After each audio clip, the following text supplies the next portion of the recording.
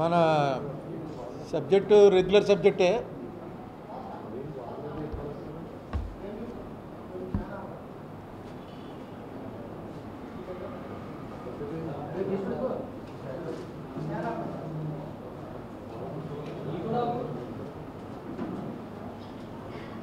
పోలవరం యథావిధిగా మళ్ళీ ప్రారంభమైంది. సేమ్ చంద్రబాబు నాయుడు గారి సమయంలో ఎలా జరిగిందో జగన్మోహన్ రెడ్డి గారి సమయంలో కూడా అలాగే జరుగుతోంది. చంద్రబాబు నాయుడు గారి సమయంలోనేమో వాళ్ళు బస్సుల మీద ఎక్కించి రండి పోలవరం చూడండి అని 400 కోట్లు ఖర్చు పెట్టేశారు పోలవరం చూపించడానికని. మనందరం కూడా గొడవ చేసాం, ఎందుకే ఇదేదో టూరిస్ట్ స్పాట్లా తయారు చేస్తున్నామని. అదొక అతివృష్టి. జగన్మోహన్ రెడ్డి గారి టైంలో రామకృష్ణ సిపిఐ రామకృష్ణ గారు అక్కడికి వెళ్తానంటే ఈయన హౌస్ అరెస్ట్ చేశారు. ఇదొక అనావృష్టి. ఏం నాకు అర్థం అవ్వలేదు. రామకృష్ణ గారు వెళ్ళి చూస్తే ఈయనకు వచ్చినటువంటి గవర్నమెంట్కి కానీ పోలవరం బ్యారేజీకి కానీ ప్రజలకు కానీ వచ్చిన నష్టం ఏంటో నాకు అర్థం అవ్వలేదు. వాళ్ళు ఎందుకు వెళ్తారు? పోలవరం ప్రాజెక్టు అన్నది హైలైట్ చేయడానికి అని చెప్పి ఒక యాత్ర పెట్టుకుంటారు. ఈయన పాదయాత్ర పెట్టుకున్నట్టే. ఆ యాత్ర అవ్వకుండానే ఈయనకి ఫుల్గా మార్కులు వచ్చేలాగా రామకృష్ణకి సహాయం చేసి పెట్టారంతే. మామూలుగా ఇళ్ళు వస్తే జిల్లా ఎడిషన్లో వచ్చినేమో, ఇప్పుడు మొత్తం అన్ని ఛానల్స్లో రాష్ట్ర వ్యాప్తంగా పెద్ద ప్రచారం జరిగి పోలవరం చూడటానికి వెళ్ళే వాళ్ళని కూడా వెళ్ళనివ్వట్లేదు అని. మరి ఆ నిర్ణయం ఎవరు తీసుకున్నారో కానీ చాలా తప్పు. అసలు ఈ మధ్య కొత్తగా నేను ఇన్నేళ్ళ నుంచి రాజకీయాల్లో ఉన్నాను, కానీ ఏదో హౌస్ అరెస్టులు అంటే ముఖ్యమంత్రులు చేసిన వాళ్ళని ప్రధానమంత్రులు చేసిన వాళ్ళని హౌస్ అరెస్టులు విన్నాం. కానీ చంద్రబాబు నాయుడు గారి టైంలో, ఇప్పుడు జగన్మోహన్ రెడ్డి గారి టైంలో కూడా హౌస్ అరెస్ట్ అని ఇంటి దగ్గర పోలీసులను పెట్టి బయటికి రానికుండా ఆపడం ఒకటి జరుగుతోంది. ఇక పోలీసు వాళ్ళ పని అంతా దీనికే సరిపోబట్టం, ఏంటో ఇవి నేరాలు పెరిగిపోతున్నాయి. హౌస్ అరెస్టులు అవి చేయవలసినంత తీవ్రమైనటువంటి పరిస్థితులు ఏం లేవు ఇక్కడ. ఏదేమైనా రామకృష్ణ గారికి కంగ్రాచులేషన్స్. ఆయన చేద్దాం అనుకున్నది ప్రభుత్వమే చేసి పెట్టింది. పోలవరంలో ప్రజలకి తెలియకూడదు ఏదో ఉందన్నమాట. అందుకని సిపిఐ రామకృష్ణ గారు వెళ్తానంటే ఆపేశారు అన్న మెసేజే ఉంది ఇప్పుడు. తర్వాత ఇరిగేషన్ మంత్రి గారు చెప్పారు, ఎవరన్నా వస్తాం చూస్తామంటే మా అధికారులను బట్టి కూడా పంపిస్తాం. నేను సుమారుగా 5 ఏళ్ల నుంచి అడుగుతున్నాను. అనేక ప్రశ్నలు మీ ద్వారా వేశాను, కొన్ని లెటర్స్ రాశాను చంద్రబాబు నాయుడు గారికి. ఒక్కసారి దానికి సంబంధించిన అధికారి ఎవరన్నా ధవళేశ్వరంలో ఉన్నాయని పిలిస్తే వెళ్తాను. నేను అడిగిన ప్రశ్నలకి సమాధానం చెప్పండి. చెప్తే మొత్తం మీడియా కూడా వస్తారు, క్లియర్గా తెలిసిపోతుంది. నేను అడిగిన ప్రశ్నలు నేను మిమ్మల్ని ప్రశ్నించి ఇరుకులు పెట్టడానికి అడిగేవి కాదు, పబ్లిక్లో ఉన్నటువంటి ప్రశ్నలు. నేనేం ఇంజనీర్ని కాదు, ఇలాంటి నీటిపారుదల సంబంధించినటువంటి నిపుణుడిని కాదు. అయితే పబ్లిక్ లైఫ్లో ఉండటం వల్ల అనేక మంది ఇందులో ఇలా జరుగుతుంది తప్పండి, అలా జరుగుతుంది తప్పండి అని చెప్పి నాకు ఈవేళ అంతా ఇదో పెద్ద రెవల్యూషన్ కాబట్టి వాట్సాప్లోను ఈమెయిల్స్లోనూ పంపిస్తూ ఉంటారు. అవి నేను అనేక సార్లు మీ ముందు ఇక్కడ కూర్చుని చెప్పాను. ఒక్కదానికి ఏమి సమాధానం ఇవ్వలే. రైట్ టు ఇన్ఫర్మేషన్ అడిగినా సరే ఇవ్వరు.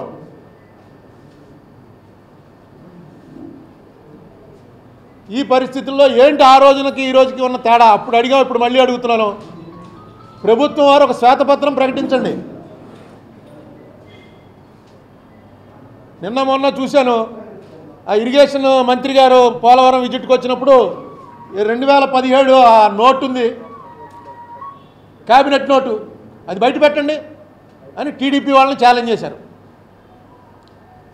నిన్న మొన్న అప్పటి ఇరిగేషన్ మంత్రి, టీడీపీ ఇరిగేషన్ మంత్రి బయట పెట్టు 2017 ఏముందో అని వీళ్ళని ఛాలెంజ్ చేస్తున్నారు. 2017 క్యాబినెట్ నోట్లో నేను ఎప్పుడో బయట పెట్టాను మన ప్రెస్ మీట్లో. ఏముంది అందులోనూ? 2017 క్యాబినెట్ నోట్లో మన ఇద్దరికీ అగ్రిమెంట్ అయిపోయింది. ఆ అగ్రిమెంట్ ప్రకారం చంద్రబాబు నాయుడు గారి రిక్వెస్ట్ మేరకి అంటే ఆంధ్రప్రదేశ్ గవర్నమెంట్ అభ్యర్థన మేరకే ఆంధ్రప్రదేశ్కి అప్పచెప్తే పని పూర్తిగా అవుతుంది, తొందరగా అవుతుందని నీతి ఆయోగ్ వారు చేసినటువంటి రికమెండేషన్ని బేస్ చేసుకుని వీరికి ఆంధ్రప్రదేశ్ గవర్నమెంట్ వారికి 2014 రేట్లు పూర్తి చేయడం కోసం వాటర్ కాంపోనెంట్ మాత్రమే ఇస్తున్నాం అని ఉంది అందులో ఆ కేబినెట్ నోట్లో. మీకు కావాలంటే మీ ఈమెయిల్ అడ్రస్లో బాబీకి ఇవ్వండి, నేను పంపిస్తాను. ఇప్పుడే ఉంది, నా దగ్గర ఉంది. ఇప్పుడుది కాదు ఇది.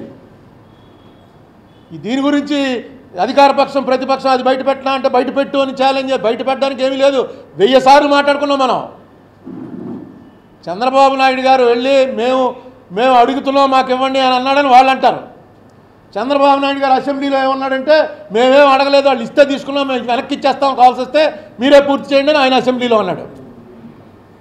ఇందులో ఏది కరెక్ట్ అన్నదానికోసం ఎక్కడా ఇప్పటి వరకు చంద్రబాబు కానీ ఆంధ్రప్రదేశ్ క్యాబినెట్ కానీ రాసిన లెటరు నీతి ఆయోగ్ దగ్గర లేదు. అది రైట్ టు ఇన్ఫర్మేషన్ కింద అడిగితే వచ్చింది.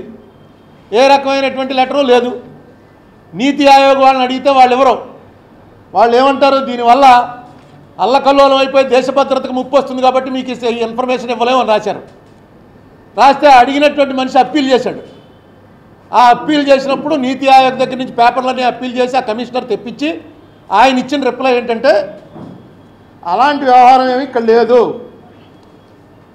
లెటర్ లాంటిది ఏది కూడా ఆంధ్రప్రదేశ్ గవర్నమెంట్ నుంచి మాకు ఇచ్చేయండి అంటూ అడిగినట్టుగా ఎక్కడా లేదు అని చెప్పి క్లియర్గా వాళ్ళు రిప్లై ఇవ్వటం జరిగింది. ఎవరు? ఇన్ఫర్మేషన్ కమిషనర్ ద్వారా తెప్పించిన రిప్లై. అంటే కేంద్ర ప్రభుత్వం ఆంధ్రప్రదేశ్ గవర్నమెంట్కి అప్పచెప్పేశామని కేంద్ర ప్రభుత్వం చెప్తోంది. కేబినెట్ నోట్లో ఉంది. నోట్లో కూడా రాసింది ఏమని, వీళ్ళు అడిగారు కాబట్టి ఇస్తున్నామని, వాళ్ళ రిక్వెస్ట్ మేరకని. రిక్వెస్ట్ అంటే ఏంటి? వీళ్ళు కూర్చుని మాట్లాడుకోవటమా? రిక్వెస్ట్కి ఏమన్నా ఒక ప్రొసీజర్ ఉంటుందా? ఇక్కడ క్యాబినెట్లో చర్చించి క్యాబినెట్ తీర్మానం చేసి ఆ తీర్మానం వాళ్ళకి పంపించి కవరింగ్ లెటర్ ఒకటి రాస్తే వాళ్ళు దానికి రిప్లై రాయటం ఏమీ లేదు. ఎక్కడా ఒక లెటర్ కూడా లేదుట. ఇంత కీలకమైనటువంటి ప్రాజెక్టు విషయమై రాష్ట్ర ప్రభుత్వానికి కేంద్ర ప్రభుత్వం అప్పచెప్పేస్తోంది అన్నప్పుడు కేంద్ర ప్రభుత్వం అంటుంది వాళ్ళు అడిగారు కాబట్టి అప్పచెప్పామని, రాష్ట్ర ప్రభుత్వం అంటుంది వాళ్ళు చేయమన్నారు కాబట్టి మేము చేస్తున్నామని. దాని మీద కూడా క్లారిటీ లేదు. జగన్మోహన్ రెడ్డి గారి ప్రభుత్వం వచ్చి చంద్రబాబు నాయుడు ప్రభుత్వం తగలేసిందే, మేమేం చేస్తామంటే మిమ్మల్ని ఎందుకు ఎన్నుకున్నట్టు? మీరు వచ్చి అది సరిచేయాలి. సరిచేస్తారనే కదా అంత పెద్ద మెజార్టీతో మిమ్మల్ని గెలిపించింది. మీరు వచ్చారు, పోలవరంలో ఇప్పటివరకు రాయింది ఒక లెటర్ ఒకటి వచ్చింది మనకి ఇచ్చినటువంటి గిఫ్ట్ ఏంటంటే కేంద్ర ప్రభుత్వం ఒక లెటర్ రాసింది. ఆ లెటర్లో మీకు మొత్తం వచ్చేది ఇంకా 20,000 కోట్లు టోటల్. ఆ 20,000 కోట్లలో మీకు ఇచ్చేసింది మొట్టమొదట మీరు ఖర్చు పెట్టింది, ఇది నేషనల్ ప్రాజెక్ట్ అవ్వకముందే ఖర్చు పెట్టిన మొత్తం 4,730 కోట్ల 71 లక్షలు. అది చెప్పాం, అది మీ వాటా కిందని తీసేయండి. అది తీసేస్తే 15,667 కోట్ల 90 లక్షలు మీకు రావాల్సింది. ఇప్పటికి మేము ఇచ్చింది 8,614 కోట్ల 16 లక్షలు. ఇకపోతే మీకు ఇవ్వాల్సింది 7,053 కోట్ల 74 లక్షలు. ఇది కదా అని ఒక లెటర్ రాశారు వాళ్ళు. ఎవరు? జలశక్తి మినిస్ట్రీ నుంచి ఆంధ్రప్రదేశ్ గవర్నమెంట్కి అఫీషియల్గా ఒక లెటర్ వచ్చింది. ఈ లెటరు ఈ దేశంలో ఎప్పటివరకు ఉన్నటువంటి అన్ని సాంప్రదాయాలకి తిలోదకాలు ఇచ్చి పార్లమెంటులో చేయబడినటువంటి చట్టాన్ని తీసి చెత్తబుట్టలో పారేసి ఆంధ్రప్రదేశ్ గవర్నమెంట్కి ఒక ఇన్సల్టింగ్ లెటర్ అన్నమాట ఇది. చంద్రబాబు నాయుడు గారు ఉన్నంతకాలం ఇలాంటి లెటర్ రాకుండా జాగ్రత్త పడ్డాడు ఆయన. ఇది ఎప్పుడో జరిగిపోయి ఉంటుంది డెసిషను. ఆయన ఇంత బయటికి రాకుండా జాగ్రత్త పడ్డాడు. మేము అడుగుతున్నాం, వాళ్ళు ఇస్తారు, స్పెషల్ కేటగిరీ స్టేటస్ లాగే మేము అడుగుతూ ఉంటాం, వాళ్ళు నో అంటూ ఉంటారు, మేము అడుగుతూ ఉంటామని డైరెక్ట్గా వాళ్ళు లెటర్ రాశారు. లెటర్ రాసిన తర్వాత దీని మీద ఏంటయ్యా పరిస్థితి అంటే అంగుళం కూడా తగ్గదని ఒక మంత్రి గారు, సెంటీమీటర్ కూడా తగ్గదని ఒక మంత్రి గారు. అంగుళం సెంటీమీటర్ తగ్గక్కర్లేదు, ఎందుకంటే 7,000 కోట్లు సరిపోతుంది దానికి. 7,053 కోట్లు ఆ లెక్కేసే ఇచ్చారు 14 నాటి లెక్క ప్రకారం మీకు ఎంత వస్తుంది అని. ఈయన ప్రకారం మన జగన్మోహన్ రెడ్డి గారి లెక్క ప్రకారం ఇంత కూడా ఖర్చు అవ్వకూడదు, ఎందుకంటే రివర్స్ టెండరింగ్ కాబట్టి ఇంకా తగ్గుతున్నాయి రేట్లు. అది ఎత్తు ఎంత కడతారని కాదు, ఎత్తు కట్టి నీరెంత నిలుపుతారు. మనం తొట్టి కట్టేది తొట్టిలో నీళ్లు పోసుకోవడానికి, నీళ్లు నిలపడానికి రిజర్వాయర్ అంటేనే సబ్మర్జెన్స్, ముంపు. ఇక్కడ ఎలా పొడుగుతూ అవుతున్న కొద్దీ నీళ్ళు ఆగిపోయి అలా కొండల మీద ఉన్న ఇళ్ళన్నీ మునిగిపోతాయి. మీకు అనేక సార్లు ఇది చెప్పడం జరిగింది. ఈవేళ ఆ రోజున ఆయన 41 మీటర్లు అని చెప్పి చంద్రబాబు నాయుడు గారంటే మనం ప్రెస్ మీట్ పెట్టి ఖండించాం. అది తప్పయ్యా, ఇలా కాపర్ డ్యామే మెయిన్ డ్యామ్ చేసేస్తానంటే అయిపోయింది, ఇంకా ఆనకట్ట కట్టినట్టు. అసలు పోలవరం అనేది ఇంతకాలం డిలే అవ్వడానికి, ఇన్ని రాష్ట్రాలతోటి గొడవ పడడానికి, నేషనల్ ప్రాజెక్ట్ అయితే తప్ప ఇది జరగదరా అనేటువంటి పరిస్థితి రావడానికి కారణం ఏంటి? సబ్మెర్జెన్స్.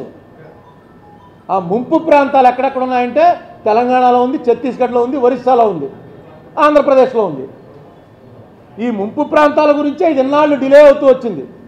నేషనల్ ప్రాజెక్ట్గా డిక్లేర్ చేశారు కాబట్టి ఆ ముంపు ప్రాంతాల బాధ్యత కేంద్ర ప్రభుత్వం తీసుకుంటుంది. వాళ్ళకి డబ్బులు ఇస్తారో లేకపోతే ఇక్కడ మన గోదావరి గట్టు కట్టినట్టు గట్లు కడతారో ఏం చేస్తారో మొత్తం కేంద్ర ప్రభుత్వం ఆ బాధ్యత తీసుకుని చేస్తుందనడానికే ఈ నేషనల్ ప్రాజెక్టు.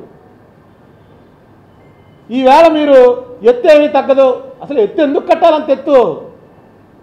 మనకి రిహాబిలిటేషన్కి, ల్యాండ్ ఎక్విజిషన్కి డబ్బులు వాళ్ళు ఇవ్వకపోతే వాళ్ళు ఇవ్వాలి అన్నది మాట కాదు. చంద్రబాబు నాయుడు గారు వాళ్ళు మాట్లాడుకున్నట్టు కాదు, ప్రాజెక్టు మేము తీసుకున్నాం వాళ్ళు తీసుకున్నాం అన్నది. ఇది పార్లమెంట్లో తలుపులు మూసి చేసినటువంటి బిల్లు. ఇది అన్ని పార్లమెంటరీ సాంప్రదాయాలు పక్కన పెట్టి తలుపులు వేసేసి బిల్లు చేసి చట్టం చేశారు. ఆ చట్టంలో ఏ మండలాలు కలపాలో లేకపోతే మళ్ళీ దాన్ని ఆర్డినెన్స్ చేశారు. ఆ ఆర్డినెన్స్ని మళ్ళీ బిల్లు చేశారు, మళ్ళీ యాక్ట్ చేశారు. ఇంత పకడ్బందీ అయినటువంటి చట్టాన్ని నీతి ఆయోగ్ రికమెండ్ చేసిందని దాన్ని ఓవర్టేక్ చేసి ఇష్టం వచ్చినట్టుగా చేయటానికి అసలు మన రాజ్యాంగ ప్రకారం హక్కుందా? చట్టం గొప్పదా? పార్లమెంట్లో చేయబడిన చట్టం గొప్పదా? క్యాబినెట్లో చేయబడినటువంటి తీర్మానం గొప్పదా? ఇది కాన్స్టిట్యూషనల్ పాయింట్. పార్లమెంట్లో చేయబడినటువంటి చట్టాన్ని క్యాబినెట్లో చేయబడినటువంటి తీర్మానం ఓవర్టేక్ చేయగలదా? దీని మీదే 5-6 ఏళ్ల నుంచి జరుగుతూనే ఉంది.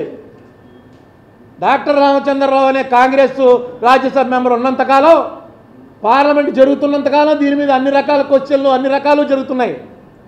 ఎవరో సపోర్ట్ రాలా. మన దురదృష్టం ఏంటంటే 2014 నుంచి ఇప్పటి వరకు మధ్యలో ఒక ఏడాది చంద్రబాబు నాయుడు గారు ఎలక్షన్ ముందు మోడీ అయిపోయాడు అనుకుని ఎదురు తిరిగాడు. ఆ ఏడాది తప్ప మిగతా అన్ని రోజులు ప్రతిపక్షం అధికార పక్షం కూడా అక్కడ బీజేపీకి సపోర్టే. ఇవాళ కూడా అంతే. బీజేపీని ఏం మాట్లాడరు. చంద్రబాబు తినేశాడని జగన్మోహన్ రెడ్డి చేత కాదని చంద్రబాబు కేసులు ఓటు నోటు గురించి ఈయన మాట్లాడలేడని, నీ కేసులు సిబిఐ కేసుల గురించి నువ్వు మాట్లాడలేవని ఇదే గొడవ నడుస్తుంది తప్ప, అయ్యా ఆ రోజు చేసినటువంటి చట్టాన్ని, ఆ చట్టం ఫాలో చేస్తూ మన్మోహన్ సింగ్ చేసినటువంటి క్యాబినెట్ తీర్మానాన్ని ఎలా సూపర్ సీడ్ చేయగలరు, ఎలా ఓవర్టేక్ చేయగలరు? ఇదే మాట కోర్టులో వేసినటువంటి దాంట్లో నేను లాస్ట్ ప్రెస్ మీట్లో చెప్పాను. నేను ఇంప్లీడింగ్ పిటిషన్ వేశాను. ఆ ఇంప్లీడింగ్ పిటిషన్కి ఆల్రెడీ దానికి 299/2017 IA 2/2020 దాని మీద ఆల్రెడీ అది రిజిస్టర్ అయింది, నెంబర్ ఇచ్చారు. ఇప్పుడైనా జగన్మోహన్ రెడ్డి గారి ప్రభుత్వం మీరు ఇంతకాలం మరి రామచంద్రరావు వేసిన పిటిషన్లో మీరెందుకు వేయాలి అనేటువంటి ఉద్దేశాలో, లేకపోతే మీ దృష్టికి రాలేదో, లేకపోతే మీ లా డిపార్ట్మెంట్ వారు మీకు సరిగ్గా బ్రీఫ్ చేయలేదో, ఇంత కీలకమైనటువంటి హైకోర్టులో ఉన్నటువంటి దాంట్లో గవర్నమెంట్ స్టాండ్ ఏంటి, కేంద్ర ప్రభుత్వం వేసింది, రాష్ట్ర ప్రభుత్వం స్టాండ్ ఏంటి అన్నది ఇప్పటివరకు మీరు వేయలే. ఇప్పుడు నేను వేసాను ఇంప్లీడింగ్ పిటిషన్, మళ్ళీ మీకు నోటీస్ ఇచ్చాను. దయచేసి ఇప్పటికైనా మీ పార్టీ స్టాండ్ ఏంటి, మీ గవర్నమెంట్ స్టాండ్ ఏంటి అందులో వేయండి. అన్ని నిజాలే వేయండి. మీరు ఆల్రెడీ లాస్ట్ ప్రెస్ మీట్ పెట్టిన 2 రోజుల తర్వాత ఒక లెటర్ ఒకటి రిలీజ్ చేశారు ప్రెస్కి. నా ప్రెస్ మీట్ కన్నా ముందే మీరు మోడీకి రాసినటువంటి లెటరు. ఆ లెటర్లో ఏముందో అది పెట్టండి చాలు. కోర్టులో మీరు వేస్తే దానికి గౌరవం పెరుగుతుంది. అరుణ్ కుమార్ అంటే ఎవరు? అరుణ్ కుమార్ ఆఫ్టర్ ఆల్ ఒక రాష్ట్ర ప్రభుత్వం వేసిందంటే దాని వాల్యూ వేరు. మీరు ఎందుకు దాంట్లో వచ్చి ఒకటి వేస్తే మేము తప్పుకోవచ్చు? మాకు అవసరమే లేదు. ఎందుకంటే ఏ కోర్టు అయినా అక్కడ తీసుకొచ్చి మోడీ గారినే జడ్జి కింద కూర్చోబెట్టినా, చంద్రబాబు నాయుడునే జడ్జి కింద కూర్చోబెట్టినా, ఏ కోర్టు అయినా చెప్పి తీరాలి. ఏమని? పార్లమెంట్లో చేసినటువంటి యాక్ట్ని క్యాబినెట్ సూపర్ సీడ్ చెయ్యలేదు. మళ్ళీ పార్లమెంటే చేయగలదు తప్ప క్యాబినెట్ చేయలేదు. అందుకే 6 మండలాలు 7 మండలాలు కలుపుతున్నప్పుడు మళ్ళీ పార్లమెంట్లో పెట్టారు. ఆర్డినెన్స్ తోటి సరిపెట్టలే, మళ్ళీ పార్లమెంట్లో పెట్టి యాక్ట్ని అమెండ్ చేసి ఇవి కలిపారు. ఈవేళ మీరు చెప్పినట్టుగా 2014 రేట్లే ఇవ్వాలి అనుకుంటే అది మళ్ళీ పార్లమెంట్లో పెట్టాలి. ల్యాండ్ ఎక్విజిషన్ మాకు సంబంధం లేదంటే అది మళ్ళీ పార్లమెంట్లో పెట్టాలి. ఎందుకు మరి జగన్మోహన్ రెడ్డి గారి ప్రభుత్వం మేము కడతాం, కట్టి తీరుతాం, మీకేంటి అవసరం అంటున్నాను. అసలు మొట్టమొదటి మీరేమన్నారు? అసలు చంద్రబాబు ఎందుకు తీసుకోవాలి అని అడిగారు. మీ పాదయాత్రలో ప్రతి చోట అడిగారు ఎందుకు తీసుకోవాలని. మేము అనుకున్నాం మీరు రాగానే అది కేంద్రానికి అప్పచెప్పేస్తారనుకున్నాం. వచ్చారు, రివర్స్ టెండరింగ్ అన్నారు, 700 కోట్లు తగ్గించామన్నారు. బాగానే ఉందిరా, స్టేట్ డబ్బులు మిగులుతాయి, సెంట్రల్ డబ్బులు మిగులుతాయి అనుకున్నాం. ఈవేళ మీరెందుకు ఒక కూలీ పని ఇస్తే, ఒక గొయ్యి తవ్వమని ఒక కూలీ పని ఇస్తే, ఆ కూలీ పని కరోనా వచ్చిందండి 6 నెలలు చేయలేకపోయినని 6 నెలల తర్వాత అతను వస్తే సరే తవ్వయా అంటే ఆ రేటుకి చేయలేనండి అంటాడు. ఆ రేటుకి నువ్వు చేయవలసిందే అంటే చేయలేనండి, కిట్టదు, ఆ రోజు రేటు వేరు ఈ రోజు రేటు వేరు అంటాడు. ఇది మనం అందరం చూస్తున్నాం. 2014 నాటి రేట్లకి 2020లో చేయగలరా? మీరు చేస్తున్న ప్రాజెక్టులన్నీ అలాగే చేస్తున్నారా? ఇది ఎక్కడా లేని నీతి, ఎక్కడా లేని న్యాయం, ఎక్కడా లేనటువంటి అధర్మం. మన కర్మ మనకేంటండి? తలుపులేసి మూసేసింది అడగడానికే మనకి దమ్ము లేదు. ఆ రోజు లోపల ఏం జరిగిందో అడగండాయా అని రాసుకుని ఇలా చుట్టూ తిరిగాను. అబ్బే ఎందుకంటే ఇప్పుడు ఆ గొడవ అయిపోయింది. ఈ పోలవరం అంతే, రేపు 41 మీటర్లు కడతారు, వాటర్ స్టార్ట్ అవుతుంది, కాలువల్లోంచి వాటర్ వెళ్ళడం మొదలవుతుంది గ్రావిటీ మీద, అయిపోయింది. ఇంక పోలవరం లేదు, రిజర్వాయర్ లేదు. ఎవడు అడుగుతాడు? ఎవడికి పట్టింది? ఇదేనా ధర్మం? ఎందుకని అనుకున్నాం మనం రిజర్వాయర్? ఆ పోలవరం రిజర్వాయర్ ఉండి అక్కడ అలాగా అన్ని టీఎంసీలు వాటర్ ఆగటం స్టార్ట్ అయితే ఆంధ్రప్రదేశ్ని కొట్టేటువంటి రాష్ట్రం అగ్రికల్చరల్గా ఇండియాలో కాదు, ఏషియాలో ఎక్కడ ఉండదు. ఎందుకంటే సప్లస్ వాటరు, అబండెంట్ వాటర్. ఎంత వాటర్ వస్తుందంటే మనం వాడుకోగా 1000 టీఎంసీకి సముద్రంలో పోతుంటుంది. మనం ఎంత వాడుకోవాలంటే అంత వాడుకోవచ్చు. గోదావరికి ఇంకో ప్రత్యేకత ఉంది, 3 సార్లు వరద వస్తుంది. ఈ పైన ఉన్నటువంటి శబరి, సీలేరు అడవుల్లో, ఛత్తీస్గఢ్ నుంచి ఇక్కడి వరకు ఉన్న అడవుల్లో, ఒరిస్సా నుంచి ఇక్కడి వరకు ఉన్న అడవుల్లో వర్షం కురిసిన ప్రతి చినుకు శబరి ద్వారానో సీలేరు ద్వారానో వచ్చి గోదావరిలోంచి వెళ్ళవలసిందే. ఇది ఆపుకోవచ్చు మనం. ఎక్కడో జగ్గంపేట దగ్గర ఎత్తుంది, ఒక 5 మీటర్ల లిఫ్ట్ పెట్టుకుంటాం. ఇంకో చోట ఎత్తు వచ్చింది, ఓ 10 మీటర్ల లిఫ్ట్ పెట్టుకుంటాం. నీ ఇష్టం. ఇంకా మనం బతుకున్నంత కాలం కాలువలు తవ్వుకోవటం, లిఫ్ట్లు పెట్టుకోవటం, చిన్నవి ఇరిగేషన్, మొత్తం కెనాల్ ఇరిగేషన్ వస్తుంది. ఇది దీని వెనకాల ఉన్నటువంటి అసలుది. ఆనకట్ట కట్టాలంటే ఇది ఎప్పుడో రాజశేఖర రెడ్డి అక్కర్లా, ఎప్పుడో చిన్నప్పుడే కట్టేద్దరు. ఆనకట్ట కట్టడానికి ఇంత డబ్బు అక్కర్లా. 41 మీటర్లలో వీళ్ళు వేసే కాఫర్ డ్యామ్నే ఆనకట్ట అంటారు.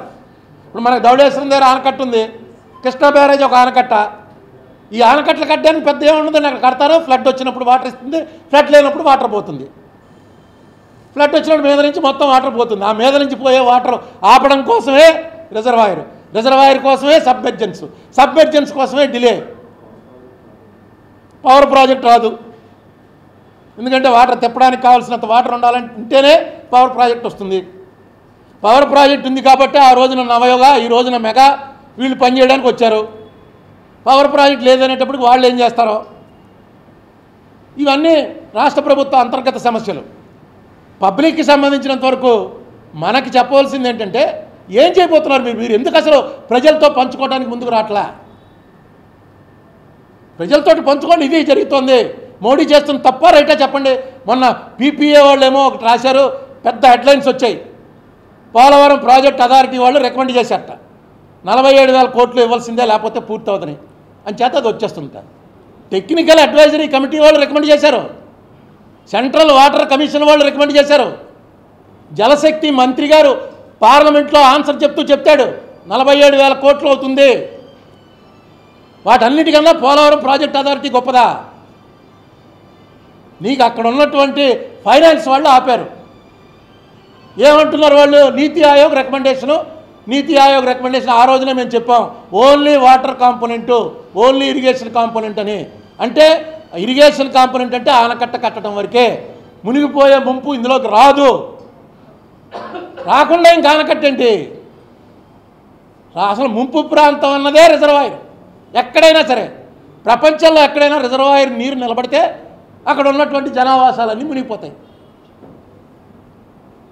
మరి ఎందుకు ఇలా చేస్తున్నారో, ఎందుకు ఇలాంటి చిన్న చిన్నవి రామకృష్ణ నిలకపోవటం, లేకపోతే కట్టి తీరతాం అని చెప్పి నిన్న క్యాబినెట్ కట్టి తీరతారో, కట్టి వాటర్ ఆపుతారా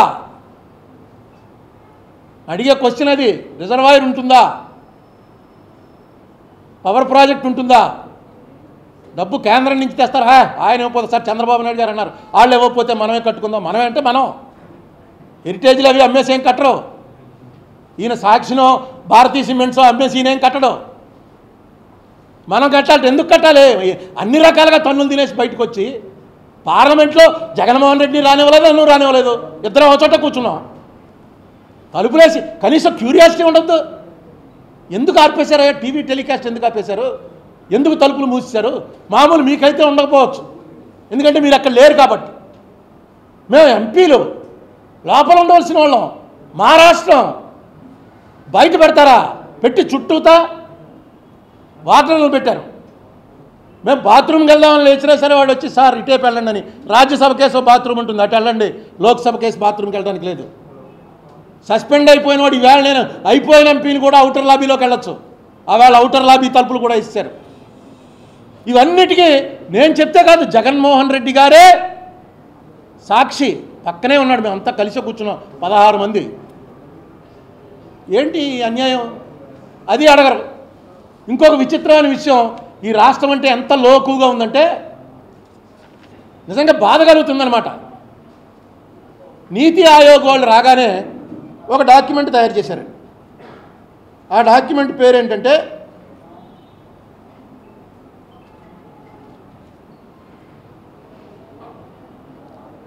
ఓవరాల్ డెవలప్మెంట్ ఆఫ్ ఏపీ.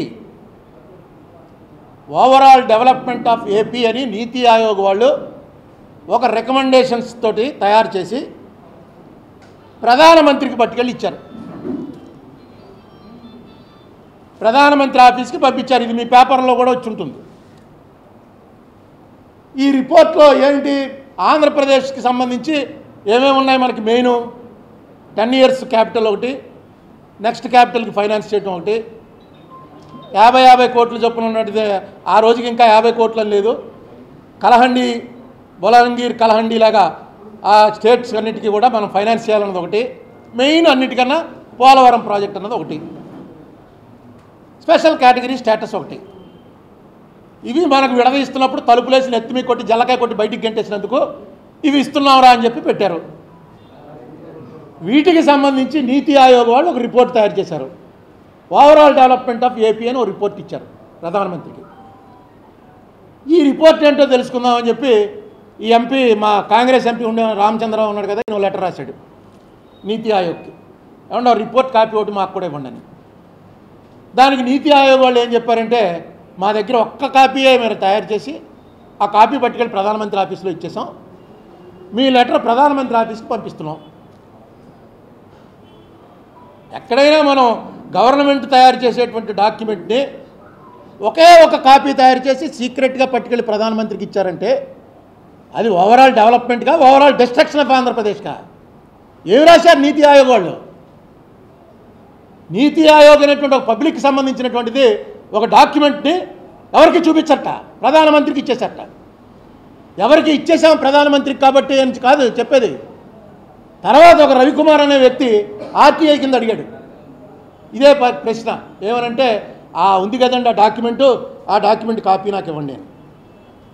ఇవ్వండి అంటే నీతి ఆయోగ్ వాళ్ళు ఏమి సమాధానం ఇచ్చారు?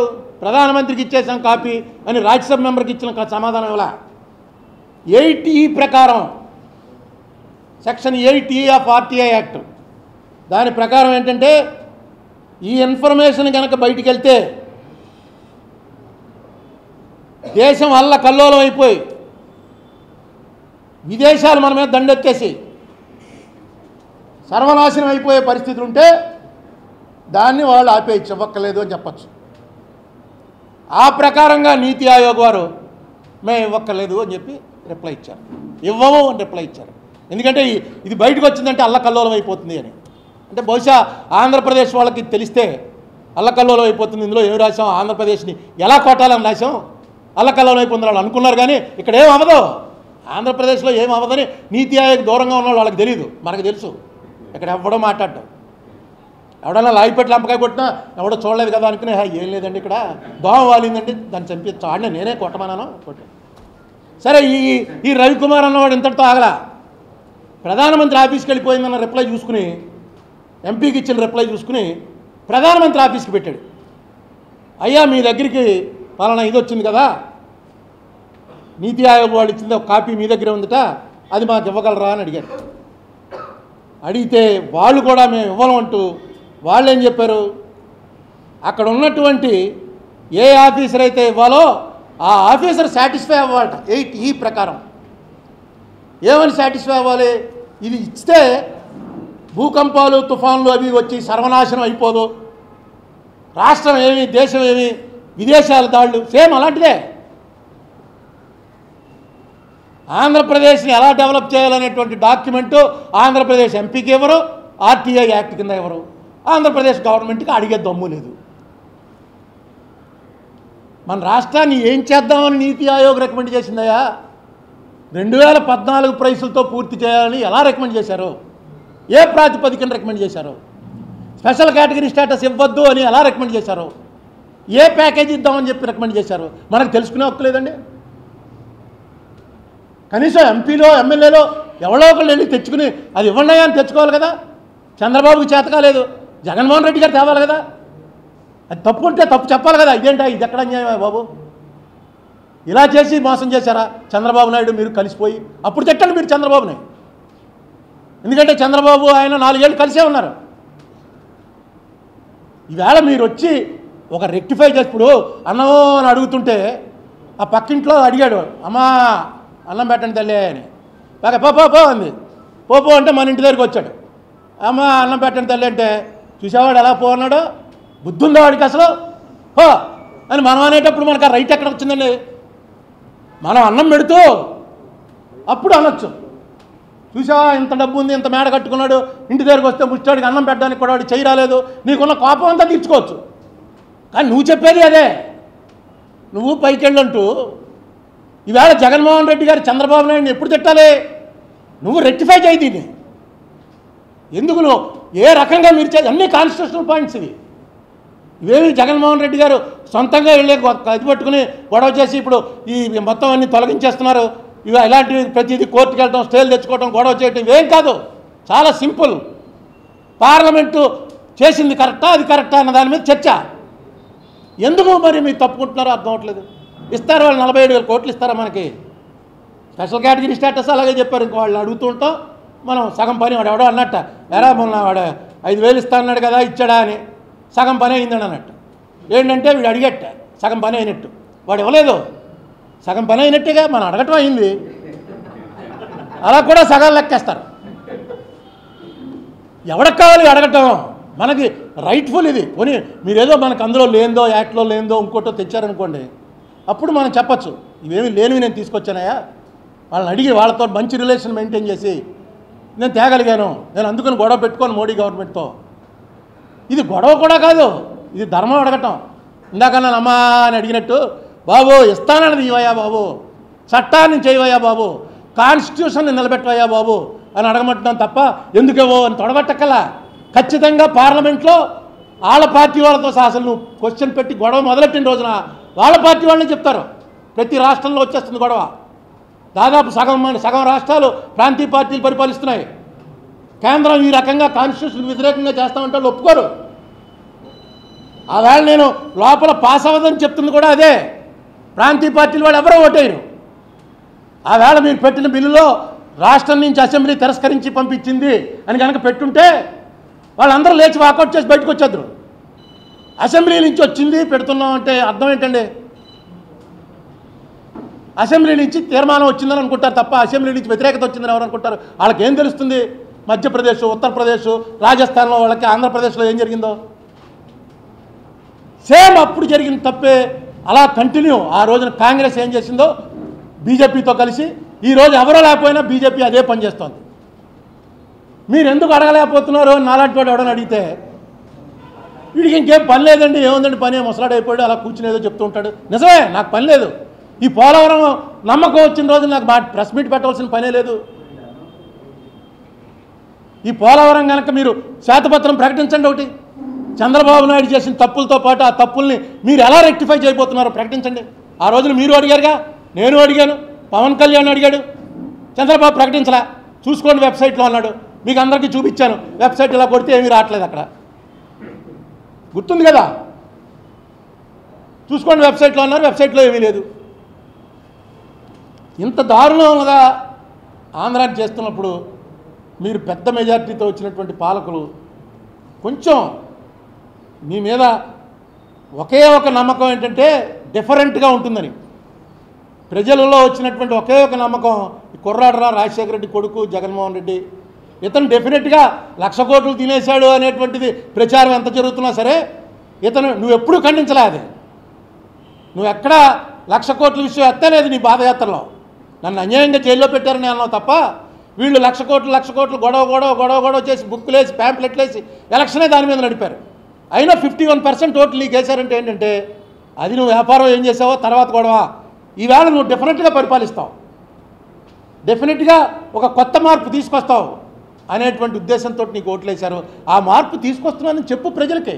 ఇదిగో ఇలా చేస్తున్నాను, వాళ్ళు ప్రకటించలేకపోయారు, నేను శ్వేతపత్రం ప్రకటిస్తున్నాను. వాళ్ళు చర్చ పెట్టలేకపోయారు, నేను చర్చ పెడుతున్నాను పార్లమెంట్లో. 23 మంది ఎంపీలు ఉన్నారు, నేను చర్చ పెడుతున్నాను పార్లమెంట్లో. రాజ్యసభలో నాకు మెజార్టీ ఉంది. ఆంధ్రా నుంచి వెళ్ళిన వాళ్ళందరూ వాళ్ళు తగ్గిపోతారు, వీళ్ళు ఇచ్చేస్తారు. అసెంబ్లీ కౌన్సిల్ ఏకగ్రీవ తీర్మానాలు చేసి పంపించవచ్చు. అసలు మనం పీపీఏ వాళ్ళు రాశారు కాబట్టి అయిపోతుంది. పీపీఏ వాళ్ళు అడిగి చంద్రబాబు నాయుడు గవర్నమెంట్లో ప్రతి మీటింగు 7 మీటింగులు రోజు అడగటమే, మాకు అప్పచెప్పే అని. ఇదిగోండి పుస్తకం కనబడలేదు, కాగితం కనబడలేదు, ఇవే సమాధానాలు. 7 మీటింగులు అయిపోయిన తర్వాత అక్కడ జైట్లీ గారితో అగ్రిమెంట్ అయిపోయింది, రాష్ట్ర ప్రభుత్వం తీసేసుకుందని ప్రకటించారు. ఏంటి పీపీఏ వాళ్ళు ఇచ్చారు. 47,000 కాదు, 1,47,000 పెట్టినా సరే వాళ్ళు పీపీఏ వాళ్ళు పైకి పంపిస్తారు.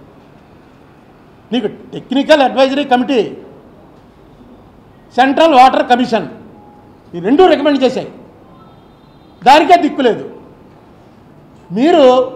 నేను ఈ ప్రభుత్వాన్ని కోరేది, మీరు కూడా గత ప్రభుత్వంలాగే ప్రజల్లో ఒక కాన్ఫిడెన్స్, ఆయన కూడా 95% మీరు ఎలక్షన్ ముందు చంద్రబాబు నాయుడు గారు ప్రకటించారు 95% ప్రజలు ఆనందంగా ఉన్నారని. అంటే మనం చూసుకుని ఏదో సర్వే చేయించుంటాడు అనుకున్నాం, ఏమో కరెక్టేనేమో 95% ప్రజలు ఇంక గవర్నమెంట్ పోతుందిరా అని ఆనందంలో ఉన్నారో. అదే 51% ఓట్లతో కొట్టారు కదా. మొన్న మళ్ళీ ఏళ్ల ప్రభుత్వం ప్రకటించింది చూశాను, వీళ్ళు ఇంకా 95కి రాలా, 90% ఆనందంగా ఉన్నట్టు జనం. అప్పుడే మీరు 90% ఆనందంగా వచ్చేస్తున్నారంటే 3 ఏళ్లలో ఇంకెంతమంది ఆనందపడిపోతారో పోతోందని. ఆ పరిస్థితులు తెచ్చుకోకండి. మీరు చేసేటువంటిది ట్రాన్స్పరెంట్గా చేయండి. నేను ఆ రోజు మీకు ఫస్ట్ ప్రెస్ మీట్లో చెప్పాను, సారా ఈ ఆల్కహాల్కి సంబంధించినటువంటి నిర్ణయాలు ఎలా తీసుకున్నారు అన్నది రైట్ టు ఇన్ఫర్మేషన్ కింద అడుగుతున్నాను అని చెప్పాను, గుర్తుంది కదా. ఎన్ని నెలలైంది, కరోనాకు ముందు జూన్లో అనుకుంటాను ఒక లెటర్ రాసాం ఆర్టీఐ కింద. ఓ రిప్లై వచ్చింది, ఏమని, కన్సర్న్ డిపార్ట్మెంట్కి పంపిస్తున్నాం అర్జెంట్ అని దాని మీద రాసి మేము పెట్టిన సెక్రటరీ గారు డిపార్ట్మెంట్కి పంపాడు. అంతే, ఇప్పటివరకు ఏమీ రాలే. మళ్ళీ దాని మీద అప్పీల్ చేసాం, ఆ అప్పీల్కి కూడా కనీసం ఎక్నాలెడ్జ్మెంట్ కూడా రాలే. మీరు ఇంక ట్రాన్స్పరెంట్ ఎలా అవుతుంది? ఎలా, ఏ ప్రాతిపదిక మీద ఈ ఆల్కహాల్ షాపులన్నింటినీ ఈ ధరల నిర్ణయం కానీ షాపులు తీసేసి గవర్నమెంట్కే నడపాలన్నది కానీ ఎలా తీసుకున్నారు అన్నది రైట్ టు ఇన్ఫర్మేషన్ కింద అడిగాను. చాలా సింపుల్ ఇది, అది కూడా ఇవ్వాల.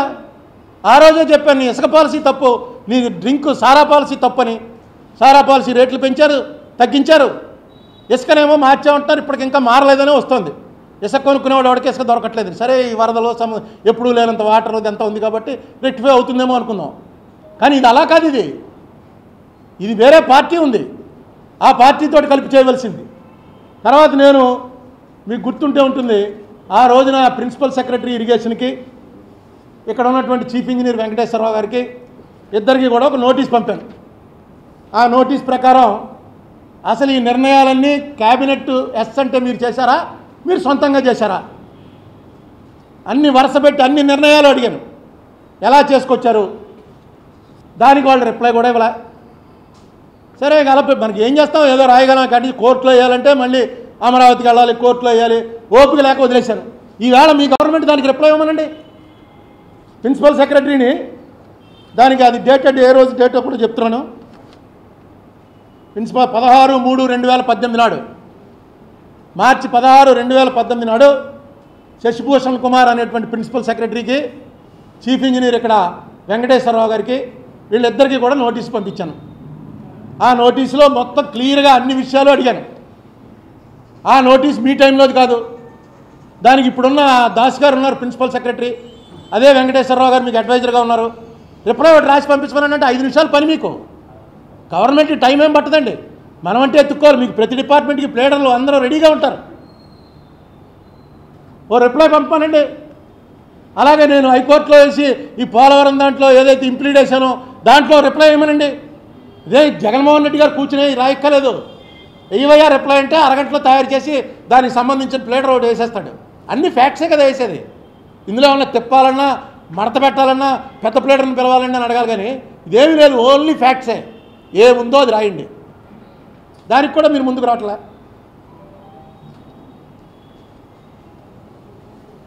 ఈవెన్ స్పెషల్ కేటగిరీ గురించి కూడా వాళ్ళు అందులో ఆ డాక్యుమెంట్లో ఏమి రాసి ఉంటారో పార్లమెంట్లో చెప్పాడు. ఆయన క్లియర్గా చెప్పేశాడు, ఏమో కొండ ప్రాంతాలకు ఇస్తాం కానీ ఆంధ్రప్రదేశ్కి ఎందుకు ఇస్తామండి.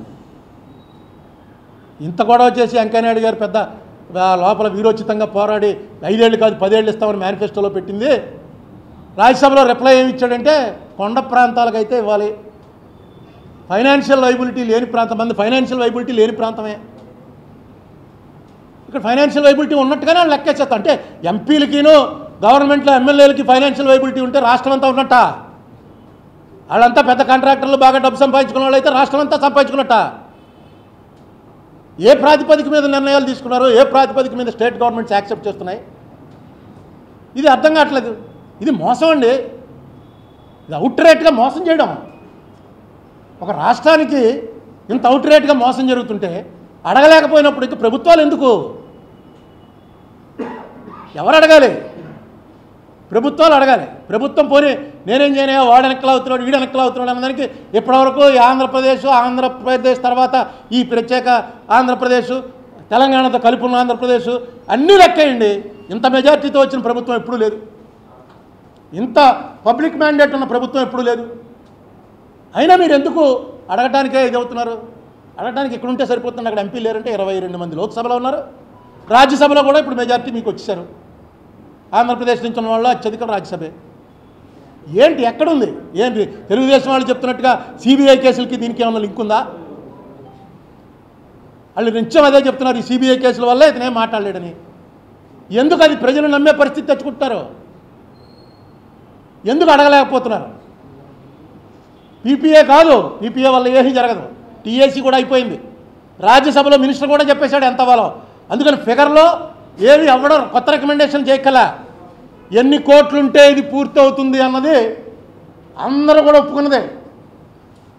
ఆ డబ్బు వాళ్ళు ఇవ్వాలా, మనం పెట్టుకోవాలా? మనం పెట్టుకోలేకపోతే రిజర్వాయర్ ఆపేయాలా? అది వేళ ఉన్నటువంటి సమస్య. ఇలాంటివి ఒకటి కాదు. నేను మీకు ఇంతకుముందు మీకు ప్రెస్ మీట్లో చూపించాను, గుర్తుందో లేదో. ఓసారి ఇక్కడ గోదావరి రోడ్డు మీద ఏదో ఛానల్ వాళ్ళు అన్ని పార్టీలు కలిపి కూర్చోబెడితే అందరూ బుచ్చా చౌదరి వచ్చాడు, ఆకుల సత్యనారాయణ వచ్చాడు, బీజేపీ వాళ్ళు, అన్ని పార్టీల వాళ్ళు కూర్చుంటే అడిగాను, ఏంటయ్యా దీని అర్థం అని. ఇంతకన్నా దీని అర్థం ఇప్పుడు కూడా తెలియదు ఎవరికిను. ఇదేంటిది? నాబార్డు దగ్గర నుంచి మనం తీసుకున్నటువంటి డబ్బు, అప్పుడు డబ్బు ఇచ్చారు కదా నాబార్డు వాళ్ళు, 19,81,54,000 రూపాయలు మనకి డబ్బు ఇచ్చారు. పెద్ద చంద్రబాబు నాయుడు గారు వెళ్ళి చెక్కు, ఈ గోడంత చెక్కు తీసుకున్నారు వాళ్ళ దగ్గర. అప్పు అది. ఆ అప్పు కండిషన్స్లో ఏముందో తెలుసండి? The state government, Polavaram project authority రెండును, state government, Polavaram project authority fails to comply with the agreed date of completion, the grant component released will be treated as loan and recovered as per usual terms of recovery of the central loan. Andhra Pradesh ప్రభుత్వము, Polavaram project authority వాళ్ళు ఏ గడువు అయితే నిర్ణయించామో ఆ గడువు లోపల కనుక ఇది పూర్తి చేయలేకపోతే ఈ గ్రాంట్ కింద ఇవ్వబడిన దాన్ని లోను కింద మార్చి కేంద్రం ఏవైతే రూల్స్ ప్రకారం వసూలు చేస్తామో ఆ ప్రకారం వసూలు చేస్తాం. ఇది ఒక కండిషను, నాబార్డ్ కండిషను. ఇది మనందరికీ తెలుసు, ఎందుకంటే ఇది నా 5వ 6వ చూపిస్తున్నాను. ఏంటి కండిషను అని అడిగాను, ఎందుకంటే నాకు వ్యాపారానికి సంబంధించినవి తెలియదు. ఏంటి కండిషన్ అని ఆర్టీఐ అడిగాం. అసలు ఏంటి నీతి ఆయోగ్ అంటే డబ్బులకి సంబంధించిన ఫైనాన్షియల్ ఎకనామిక్ మ్యాటర్స్ ఆర్టీఐ వాళ్ళు చెప్పరట. నేను ఏమన్నా మీ బ్యాంక్ అకౌంట్లో ఎంత ఉందని అడిగానా, మీ లోన్ ఎంత ఉందని అడిగానా? రాష్ట్ర ప్రభుత్వం అంటే నా లోన్, అది రాష్ట్ర ప్రభుత్వం తీసుకున్న నాబార్డ్ లోన్కి కండిషన్స్ ఏంటయ్యా అని అడిగితే నాబార్డు వారు ఇచ్చిన రిప్లై ఎకనామిక్ ఫైనాన్షియల్ సంబంధించినటువంటివి ఏవి కూడా 81E 8E అంతే, 2 తీసుకొస్తారు. అల్లకల్లోలం, విప్లవం, సర్వనాశనం మీకు ఇవ్వం.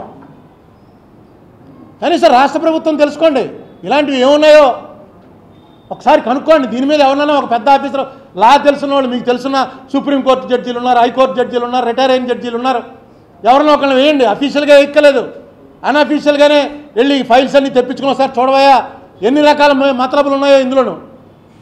ఎందుకంటే మోడీ గారు, జగన్మోహన్ రెడ్డి గారు శాశ్వతంగా ముఖ్యమంత్రి ప్రధానమంత్రులుగా ఉండరు. ఈ కాగితాలు ఉండిపోతాయి. ఈ కాగితాలను బట్టే నెక్స్ట్ గవర్నమెంట్ ఆ రోజు ఏం చేశామని అడుగుతారు. ఇప్పుడు మనం ఎలాగైతే పార్లమెంట్లో జరిగినటువంటి యాక్ట్ ఎందుకు పెట్టడం అడుగుతున్నామో, యాక్ట్ రాశారు కాబట్టి, అది రాత లేకుండా మామూలుగా ఉంటే అదేం లేదా నాట్ బైండింగ్ అంటారు. ఈవేళ దీని మీద ఇప్పటి వరకు మనం అన్నేళ్ల నుంచి అడుగుతున్నా, దీని మీద కూడా సమాధానం దొరకలేదు మనకి. నాకు విచిత్రం ఏంటంటే మహాభారతంలో ధర్మరాజు, మీరు చదివిన వాళ్ళు చాలామంది తెలుసు, యక్ష ప్రశ్నలు ఉంటాయి. ఆ యక్ష ప్రశ్నలకు ధర్మరాజు సమాధానం చెప్తుంటాడు అనమాట. ఒక ప్రశ్న ఏంటంటే, ధర్మరాజా నీ జీవితంలో నువ్వు చూసినటువంటి వాటిలో అత్యంత విచిత్రంగా, అత్యంత సంక్లిష్టంగా కనబడినటువంటిది ఏమిటి అని అడిగాడు. అడిగితే ఆయన చెప్పాడు, మనం అందరం చచ్చిపోతామని అందరికీ తెలుసు. రోజు చావు చూస్తూనే ఉంటాం. ఒకడు మర్డర్ అయిపోతాడు, ఒకడు యాక్సిడెంట్ అయిపోతాడు, ఒకడు కరోనా అయిపోతాడు, రోజు చూస్తూనే ఉంటాం. కానీ మన వరకు మనకి మృత్యు అప్పుడే రాదనేటువంటి ఒక ధీమా. మన మృత్యు గురించి మనం ఆలోచించాం. అదే నాకు చాలా విచిత్రంగా అనిపిస్తుంది ఈ లోకంలో అని ధర్మరాజు ఎక్స్ప్రెషన్. ఇది స్వామి వివేకానంద అమెరికా స్పీచ్లో చెప్తే పెద్ద అపలాస్ వచ్చింది. ఇది మా బ్యాక్గ్రౌండ్ అంటే కరెక్ట్, అది ప్రపంచంలో ఎక్కడైనా ఇది కరెక్ట్, ఇండియాలో ఒక చోటే కాదు. నాకు దాన్ని చూస్తే కంపేర్ చేస్తే అనిపిస్తుంది, నన్ను కానీ యక్షుడు ప్రశ్నించాడనుకో, ఏమిటయా నీకు విచిత్రంగా కనిపించిందని. ఈ అధికారంలోకి వచ్చిన ఏ పార్టీ వాడైనా ఇంకా ఎల్లకాలం నాదే అధికారం అనుకుంటాడు తప్ప, ఎంతమంది అధికారాలు పోయాయి, ఎంతమంది కూలిపోయారు, ఎన్ని ప్రభుత్వాలు పడిపోయాయి, ఎంతమంది దెబ్బతినేశారన్నది మన కళ్ళ ముందే జరుగుతున్నా. మన వరకు ఏం జరగదు, మనం 70 ఏళ్ళు 100 ఏళ్ళు బతుకున్నంతకాలం మనమే పరిపాలిస్తాం అనేటువంటి ఆలోచన ఏదైతే ఉందో, ఆ ఆలోచనే నాకు చాలా విచిత్రంగా అనిపిస్తుంది. చంద్రబాబు నాయుడు గారు ఇదే ఆలోచన చేశాడు, మరి జగన్మోహన్ రెడ్డి గారు ఇదే ఆలోచన చేస్తున్నాడో నాకు అర్థం లేదు. కానీ నేను మొట్టమొదటి ప్రెస్ కాన్ఫరెన్స్లోనే చెప్పాను, పివి నరసింహరావుకి వచ్చిన సీట్లు ఆంధ్రప్రదేశ్లో ఇప్పటికీ జగన్మోహన్ రెడ్డి కూడా రాలా, అంత పర్సంటేజ్ ఆఫ్ సీట్లు వచ్చాయి. సంవత్సరం కూడా ముఖ్యమంత్రిగా ఉండలేకపోయాడు. తర్వాత మళ్ళీ రికార్డ్ ఎన్టీ రామారావు, 94లో ఎన్టీ రామారావుకి ఎన్ని సీట్లు, మొత్తం అపోజిషన్ హోదా లేకుండా పోయింది, అన్ని సీట్లు ఎన్టీ రామారావుకి వచ్చాయి. ఆయన కూడా సంవత్సరం పూర్తిగా పరిపాలించలేకపోయాడు. జగన్మోహన్ రెడ్డి గారు ఆంధ్రప్రదేశ్ ఏర్పడిన తర్వాత కొత్త ఆంధ్రప్రదేశ్ ఒక రికార్డు సృష్టించాడు. ఈ రికార్డును నిలబెట్టుకోవాలనుకుంటే ఏ లైన్లో వెళ్ళాలి అనేటువంటి ఆలోచన చేయండి. ఇది నిలబడిపోయిందండి, ఇంకేంటి ఇది, ఎవడో మనకు వేసిన వాళ్ళల్లా మనతోటే ఉంటాడు, ఎక్కడ పోతాడండి అనేటువంటి ఆలోచన వచ్చేస్తుంది ఆటోమేటిక్గా. ధర్మరాజు ఎలా అయితే చెప్పాడో అలాగే అధికారంలోకి వచ్చిన వాళ్ళకి అలా వచ్చేస్తుంది. దాన్ని దూరంగా పెట్టగలిగిన వాడు అధికారంలో కంటిన్యూ అవ్వగలడు, దాన్ని తలకెక్కించుకున్నవాడు అధికారంలో కంటిన్యూ అవ్వలేడు. మీ ప్రామిస్లు ఏంటి, మీ పాదయాత్ర ఏంటి, మీరు ఏ ఊరిలో ఏం మాట్లాడారు అన్నీ ఒకసారి వేసుకోండి, మళ్ళీ క్యాసెట్ వేసుకుని చూడండి.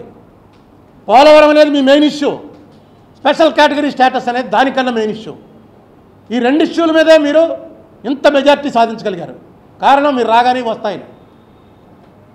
నవరత్నాలు 10,000 రూపాయలు ఇచ్చాడు చంద్రబాబు నాయుడు. ఓటింగ్కి 10 రోజుల ముందు ఇంటింటికి 15,000 అందాయి. మరి ఎందుకు వేయలేదు? నవరత్నాలు అవన్నీ కూడా జరగాలి, కానీ మెయిన్ ఇది నీకు భోజనానికి ఇబ్బంది పడుతున్నావా, ఏం తింటున్నావు, ఏం అన్నవాను ఆ తోటకూరని తింటే ఏమొస్తుంది, నేను వచ్చిన తర్వాత నీకు రోజు పప్పు ఉండేలా చేస్తాను, కోడిగుడ్డు పెడతాను అని ప్రామిస్ చేశారు. అధికారంలోకి వచ్చారు. వచ్చిన తర్వాత రోజు ఇంత పప్పు ఇంత కోడిగుడ్డు ఇస్తాడు, తినడానికి అన్నం ఉండాలిగా, అన్నంలో కలుపుకోవడానికి ఇవ్వాలి. ఇది మేము అన్న ప్రకారం అదిగో కోడిగుడ్డు ఇచ్చాం, అదిగో పప్పు ఇచ్చాం, గ్లాసుడు పాలు ఇచ్చాం. ఆడి తినడానికి అన్నం కొనుక్కోవడానికి డబ్బులు సంపాదించే అవకాశాలు లేకుండా పోతున్నాయి. ఇన్ఫ్రాస్ట్రక్చర్ ఏం చేశారు? ఈవేళ ఎవరో ఫోటో తీసి పెట్టారు, మీకు కూడా వచ్చి ఉంటుంది.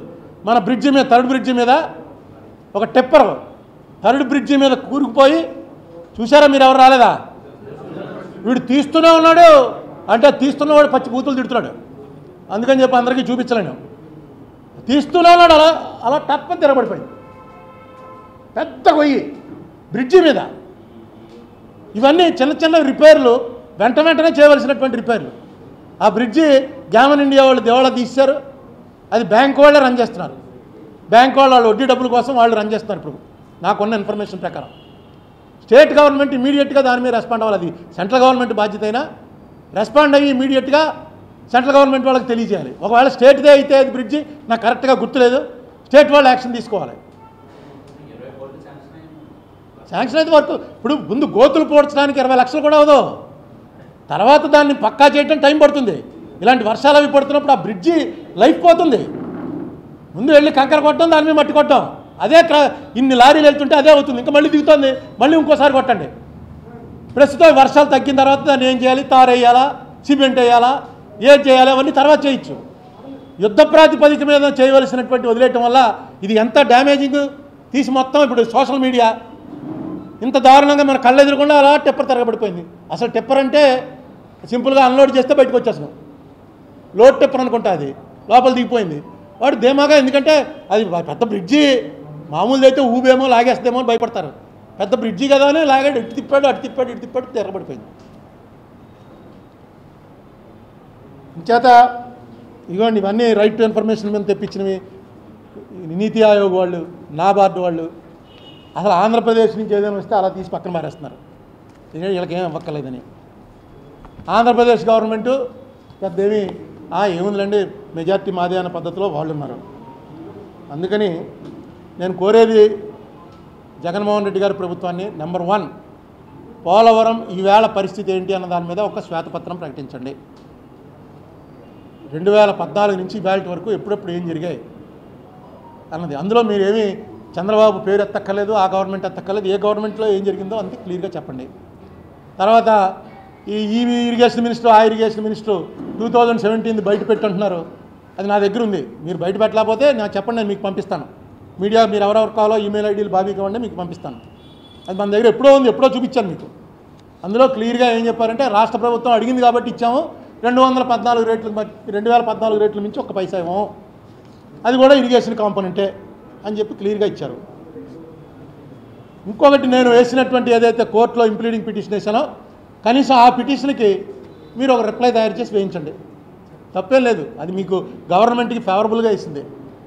ఈ గవర్నమెంట్కి కేంద్ర ప్రభుత్వం డబ్బులు ఇవ్వాలి అని వేసింది. దాంట్లో అవును అని ఏది ఉంటే అదే రాయండి. ఏదైతే అందులో కాంగ్రెస్ వాళ్ళు చేసిన తప్పుల వల్ల పోతుంది అనుకోండి, అది కూడా రాయండి, కాంగ్రెస్ వాళ్ళు ఈ తప్పు చేశారు అని. పోలవరం వరకు ఎవ్వరూ ఏ తప్పు చేయలే, కాంగ్రెస్ వాళ్ళు కరెక్టే చేశారు. తర్వాత వచ్చిన మోడీ గారు గవర్నమెంట్ ఆర్డినెన్స్ ఇవ్వడం రైటే చేసింది. చంద్రబాబు నాయుడు గారు వెళ్ళి నేను అసలు పదవీ స్వీకారమే చేయను మీరు చేయకపోతే అని చెప్పానన్నాడు, అది చెప్పుంటే అది కూడా కరెక్టే అయి ఉంటుంది. మీరు చెప్పవలసింది ఇప్పుడు ఏవి కరెక్టో ఏవి కాదన్నది రికార్డ్ చూసి చెప్పాలి. అసలు క్యాబినెట్లో స్టేట్ వర్క్ మనం తీసుకుందామని ఎప్పుడైనా డిస్కషన్ కానీ డిబేట్ కానీ జరిగిందా? చంద్రబాబు నాయుడు టైంలో క్యాబినెట్ అన్నీ కూడా మీ దగ్గర ఉంటాయి. ఇప్పుడు తీసి చూడండి. ఈ వర్క్ కేంద్రం నుంచి మనం తీసుకుంటున్నప్పుడు రాష్ట్ర క్యాబినెట్లో దాని మీద ఏమన్నా ఒక తీర్మానం చేశారా, చర్చించారా, చర్చించి తీసుకున్నారా? చంద్రబాబు నాయుడు గారు ఆయన మాట్లాడుకుంటూ సరదాగా ఏదో తీసేసుకున్నారా? ఎందుకంటే లెటర్ లేదు. పోనీ క్యాబినెట్ తీర్మానం పంపామండి, లెటర్ రాయక్కర్లేదు, తీర్మానం పంపామంటే చెప్పండి. అది జగన్మోహన్ రెడ్డి గారు చెప్పొచ్చు, చంద్రబాబు నాయుడు గారు చెప్పొచ్చు, పలానా డేట్ చూసుకోవా క్యాబినెట్ తీర్మానం ఉంటుంది అని. ఆయన చెప్పడం లేకపోతే ఆయన స్పోక్స్ మెన్నో ఎవడో ఒకటి చెప్పచ్చు. ఇప్పటివరకు మనం అనేక సార్లు అడిగాం కానీ ఎప్పుడు చెప్పలే. తర్వాత మొన్న మన రాజమండ్రి ఆయన బీజేపీ ప్రెసిడెంట్ అయ్యాడు, చాలా సంతోషం. ఆయన ఏం చెప్పాడు, మేమే కడతామన్నాడు. మీరెందుకు ఇళ్ళే కడతారు, అంగుళం కూడా తేడా రాకుండా. అడిగేది రిజర్వాయర్ పరిస్థితి ఏంటి? కడతాం ఎవడ కడతాం అన్నది కాదు, కట్టిన తర్వాత నీళ్ళు ఆపుతారా, గేట్లు ఎత్తేసి ఉంచుతారా? మళ్ళీ ఇదొక డబ్బులు వేస్ట్ ఖర్చుది. రిజర్వాయర్ లేనప్పుడు ఎందుకంటే కట్టడం? ఆయన ఎప్పుడైనా ఏదైనా మీటింగ్లో నా రాజకీయ గురువు అని అన్నాడంటే తర్వాత పావుగంట తిడతాడు నన్ను. అందుకని ఇదిగో విజయసాయి రెడ్డి గారు అడిగిన దానికే సమాధానం చెప్పారు. ఏమని? ఇప్పుడు ఈయన 2019లో అడిగాడు, వీళ్ళ గవర్నమెంట్ వచ్చిన తర్వాతే అడిగితే రతన్ లాల్ కటారియా అన్న ఆయన ఏం చెప్పాడు? 57,297.42 crores రాష్ట్ర ప్రభుత్వం పంపింది. అంటే చంద్రబాబు నాయుడు ప్రభుత్వం పంపింది. పంపితే కేంద్ర ప్రభుత్వం ఎంత అప్రూవ్ చేసింది? 55,548.87 కోట్ల. అంటే కేవలం 1748.55 కోట్ల తగ్గించారు, అంతే. తగ్గించి అప్రూవ్ చేశారు. ఈ అప్రూవ్ చేసిన మాట కటారియా గారే పార్లమెంట్లో రాజ్యసభలో విజయసాయి రెడ్డి గారికే చెప్పాడు, రామచంద్రరావు కాదు. మన రామచంద్రరావుకి ఇచ్చి అతని దాంట్లో ఇప్పుడు పెట్టేస్తే మనం మనకి అతనికి పడదనుకుంటే అది కాదు, విజయసాయి రెడ్డికే ప్రామిస్ చేశారు. విజయసాయి రెడ్డిదే కోర్టు చేసి పెట్టండి, రేపు ఒక ఎఫిడవిట్ ఫైల్ చేయండి. కేంద్రం ఇచ్చి తీరాలేదు. మీకు స్ట్రాంగ్ కేసు ఉన్నప్పుడు మీరు అలాంటి కేసుల్లో మీరు ఎఫిడవిట్లు ఫైల్ చేయకుండా ఏవో చిన్న కేసుల్లో పెద్ద ప్లేటర్లను తీసుకొచ్చి వాళ్ళ బిల్లులు అవి పేపర్లో వస్తుంటే నిజంగా ఆశ్చర్యం వేస్తుంది. 2 కోట్ల ఒకటికి, 3 కోట్ల ఒకటికి, రోజుకి 5 లక్షలు ఒకడో, 10 లక్షలు ఒకడో. ఏంటి చిన్న కేసులు? మనం ఎవరైనా మాట్లాడచ్చు. అది ఇక గవర్నమెంట్ ఆర్డర్ చూపించడం, ఈ ఆర్డర్ ఇంప్లిమెంట్ చేయాలి అని చెప్పడం. దీనికి ఏంటి పెద్ద? గవర్నమెంట్ ఆర్డర్ ఎందుకు ఇచ్చిందో ఇవన్నీ కథలు ఎందుకు మనకి? గవర్నమెంట్కి ఆ రైట్ ఉంది, ఆర్డర్ ఇచ్చే రైటు. ఆర్డర్ ఇచ్చింది, ఆర్డర్ ఇంప్లిమెంట్ చేస్తే కోర్టు ఎలా ఆపుతుంది? ఈ మాత్రం దానికి ఎక్కడి నుంచో ఫారెన్ నుంచి ఒక ఆయన వస్తాడు కాల్లోకి, ఇంకొక ఆయన ఇంకో దేశం నుంచి కాల్లోకి వస్తాడు. ఇప్పుడు అన్నీ ఇందులోనే కదా, ఇంటర్నెట్, హెలికాప్టర్ల మీద కొంతమంది దిగుతారు. ఆ ఖర్చులన్నీ మనం పెట్టుకోవాలి. మీరు డైరెక్ట్గా ఎవరైతే మన ప్లేటర్లు ఉన్నారో ఆ ప్లేటర్లు అందరూ ఎఫిషియెంట్ నాకు తెలిసి చాలామంది చాలా మంచి ప్లేటర్లు ఉన్నారు మీ దగ్గర. వాళ్ళు ఏమనండి చాలు. అందులో ఇది వేయడానికి ప్లేటర్లే ఎక్కలేదు, ప్లేటర్ కొమ్మేస్తా చాలు. ఎందుకంటే అక్కడ గవర్నమెంట్ ఏదైతే చేసిందో అది పట్టుకెళ్ళి వేయటమే. దానికి కూడా డిలే ఎందుకు డిలే చేస్తున్నారో నాకు ఇప్పటికీ అర్థం లేదు. తర్వాత చాలామంది నన్ను తెలుగుదేశం వాళ్ళు, వైసీపీ వాళ్ళు అందరూ అడుగుతుంటారు. అంటే నాకు పరిచయం లేని వాళ్ళు ఈ ఫేస్బుక్లో వాటిలో పచ్చి బూతులు తిడుతుంటారు అనుకోండి. సరే, అది మనకు అలవాటు అయిపోయింది. అసలు ఏందా నీకేం పని? మొన్న కరోనా వచ్చింది, మా కర్మ నువ్వు చచ్చిపోకుండా బతికేసావు, ఇలాగే పెడతారు. అంటే ఇది చాలా గౌరవంగా పెట్టినట్టు. అగౌరవంగా చెప్పకూడదు కదా. ఎందుకు నీకు ఈ గొడవ? మేమంతా మనుషులం కదా, నువ్వు అక్కడవేనా పెద్ద దిగొచ్చావా? అసలు ఈ మీడియా వాళ్ళు నిన్ను ఎందుకు చూపిస్తున్నారో అర్థం అవ్వట్లేదు అని చెప్పి రకరకాలుగా పెడుతున్నారు. దానికి కారణం ఏంటంటే no party should have unlimited power and it was bad for the people to remain idle and indifferent if that stage of affairs came into being. ఏ ప్రభుత్వానికి కూడా విస్తృతమైన అధికారం, అతి బలమైన అధికారాలు ఉండకూడదు. అలా ఉన్నప్పుడు ప్రజలు కనుక నిర్లక్ష్యంగా, నిర్లిప్తంగా పట్టించుకోకుండా ఉంటే అది దేశానికి చాలా ప్రమాదం, రాష్ట్రానికి చాలా ప్రమాదం. ఈ మాట ఎవడో చెప్పుంటే దీన్ని నేను కోట్ చేయను. ఈ మాట చెప్పిన మనిషి doctor B R Ambedkar. Doctor B R Ambedkar క్లియర్గా ఏం చెప్పాడంటే అన్లిమిటెడ్, ఆవేళ నెహ్రూని ఉద్దేశించి చెప్పాడు, అన్లిమిటెడ్ పవర్స్ వచ్చాయి నీకు. నెహ్రూ అంటే ఆయన ఎప్పుడు ఒక బ్యాడ్ మాట చెప్పలా. నెహ్రూ ఈజ్ అ నెయివ్ మ్యాన్ అని చెప్పాడు. అంటే మంచివాడు, బోళా మనిషి అని ఆయనే చెప్పాడు. అన్లిమిటెడ్ పవర్లో ఉన్నావు, ఇది మంచిది కాదు, నేను ఇండిఫరెంట్గా ఉండలేను. మెజార్టీ వచ్చేసింది కదా వాళ్ళకి, నా పార్టీ ఓడిపోయిందని నేను నోరు మూసుకుని నిర్లిప్తంగా ఉంటే అది దేశానికి ద్రోహం చేసిన వాడిని అవుతాను. నేను అంత గొప్పవాడిని కాకపోయినా నాకు 10 ఏళ్ళు ఇక్కడ ఎంపీ ఇచ్చారు. ఈవేళకి మీడియా వాళ్ళు చూపిస్తున్నారు. నాకు తెలుసున్న ఏమైనా ఉంటే చెప్తున్నాను. మీరు బూతులు తిట్టుకోండి, నాకేం అభ్యంతరం లేదు.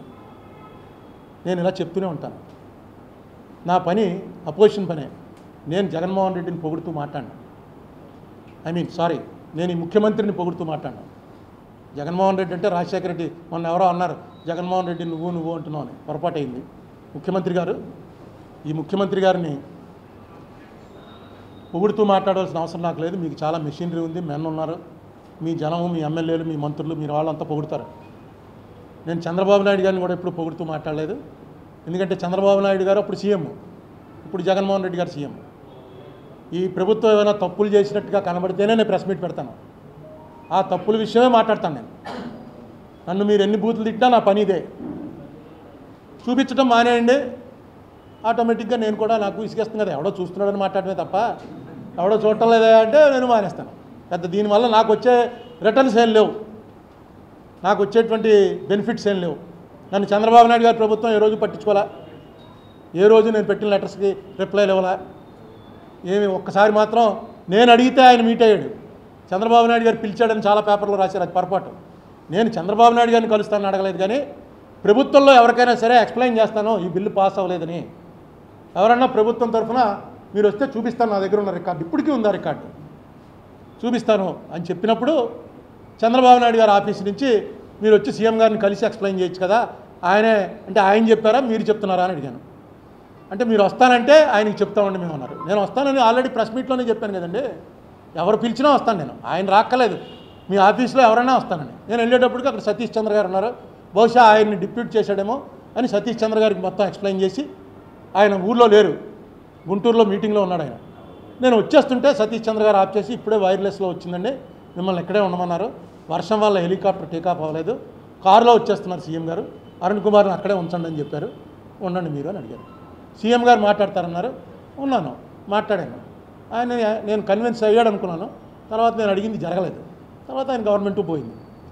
ఈ గవర్నమెంట్ రాగానే ఫస్ట్ నేను రాసిన జగన్మోహన్ రెడ్డి గారికి లెటరు, ఆ రోజున చంద్రబాబు నాయుడు గారికి ఏదైతే రాశానో చంద్రబాబు నాయుడు అన్న పేరు మార్చి జగన్మోహన్ రెడ్డి అని పేరు పెట్టి అదే లెటర్ పంపించాను, అడగండి కేంద్రంలో అని. ఈ గవర్నమెంట్ నుంచి నాకేం రిప్లై రాదని తెలుసు, అడగలేరు వీళ్ళు, అడగరు. లోక్సభలో తలుపులేసి బయట కూర్చోబెట్టి బిల్లు ఎలా పాస్ అయిందండి అని ఒక చిన్న ప్రశ్న కూడా నేనే తయారు చేసి పంపించాను. మీరు ప్రశ్న తయారు చేసే అవకాశం కూడా లేదు, అవసరం కూడా లేదు. ఒక ఎంపీ సంతకం పెడితే అది వెళ్తుంది, అడ్మిట్ అయి తీరుతుంది. అడ్మిట్ అయ్యాక నేను బీజేపీకి కాంగ్రెస్ వాళ్ళతో కూడా మాట్లాడాను, వాళ్ళు ఇన్వైట్ చేశారు, పెట్టమనండి మంచి చర్చ జరుగుతుందని. నీ వల్ల అయిందా ఇది, నా వల్ల అయిందా దెబ్బలాడుకుంటారు.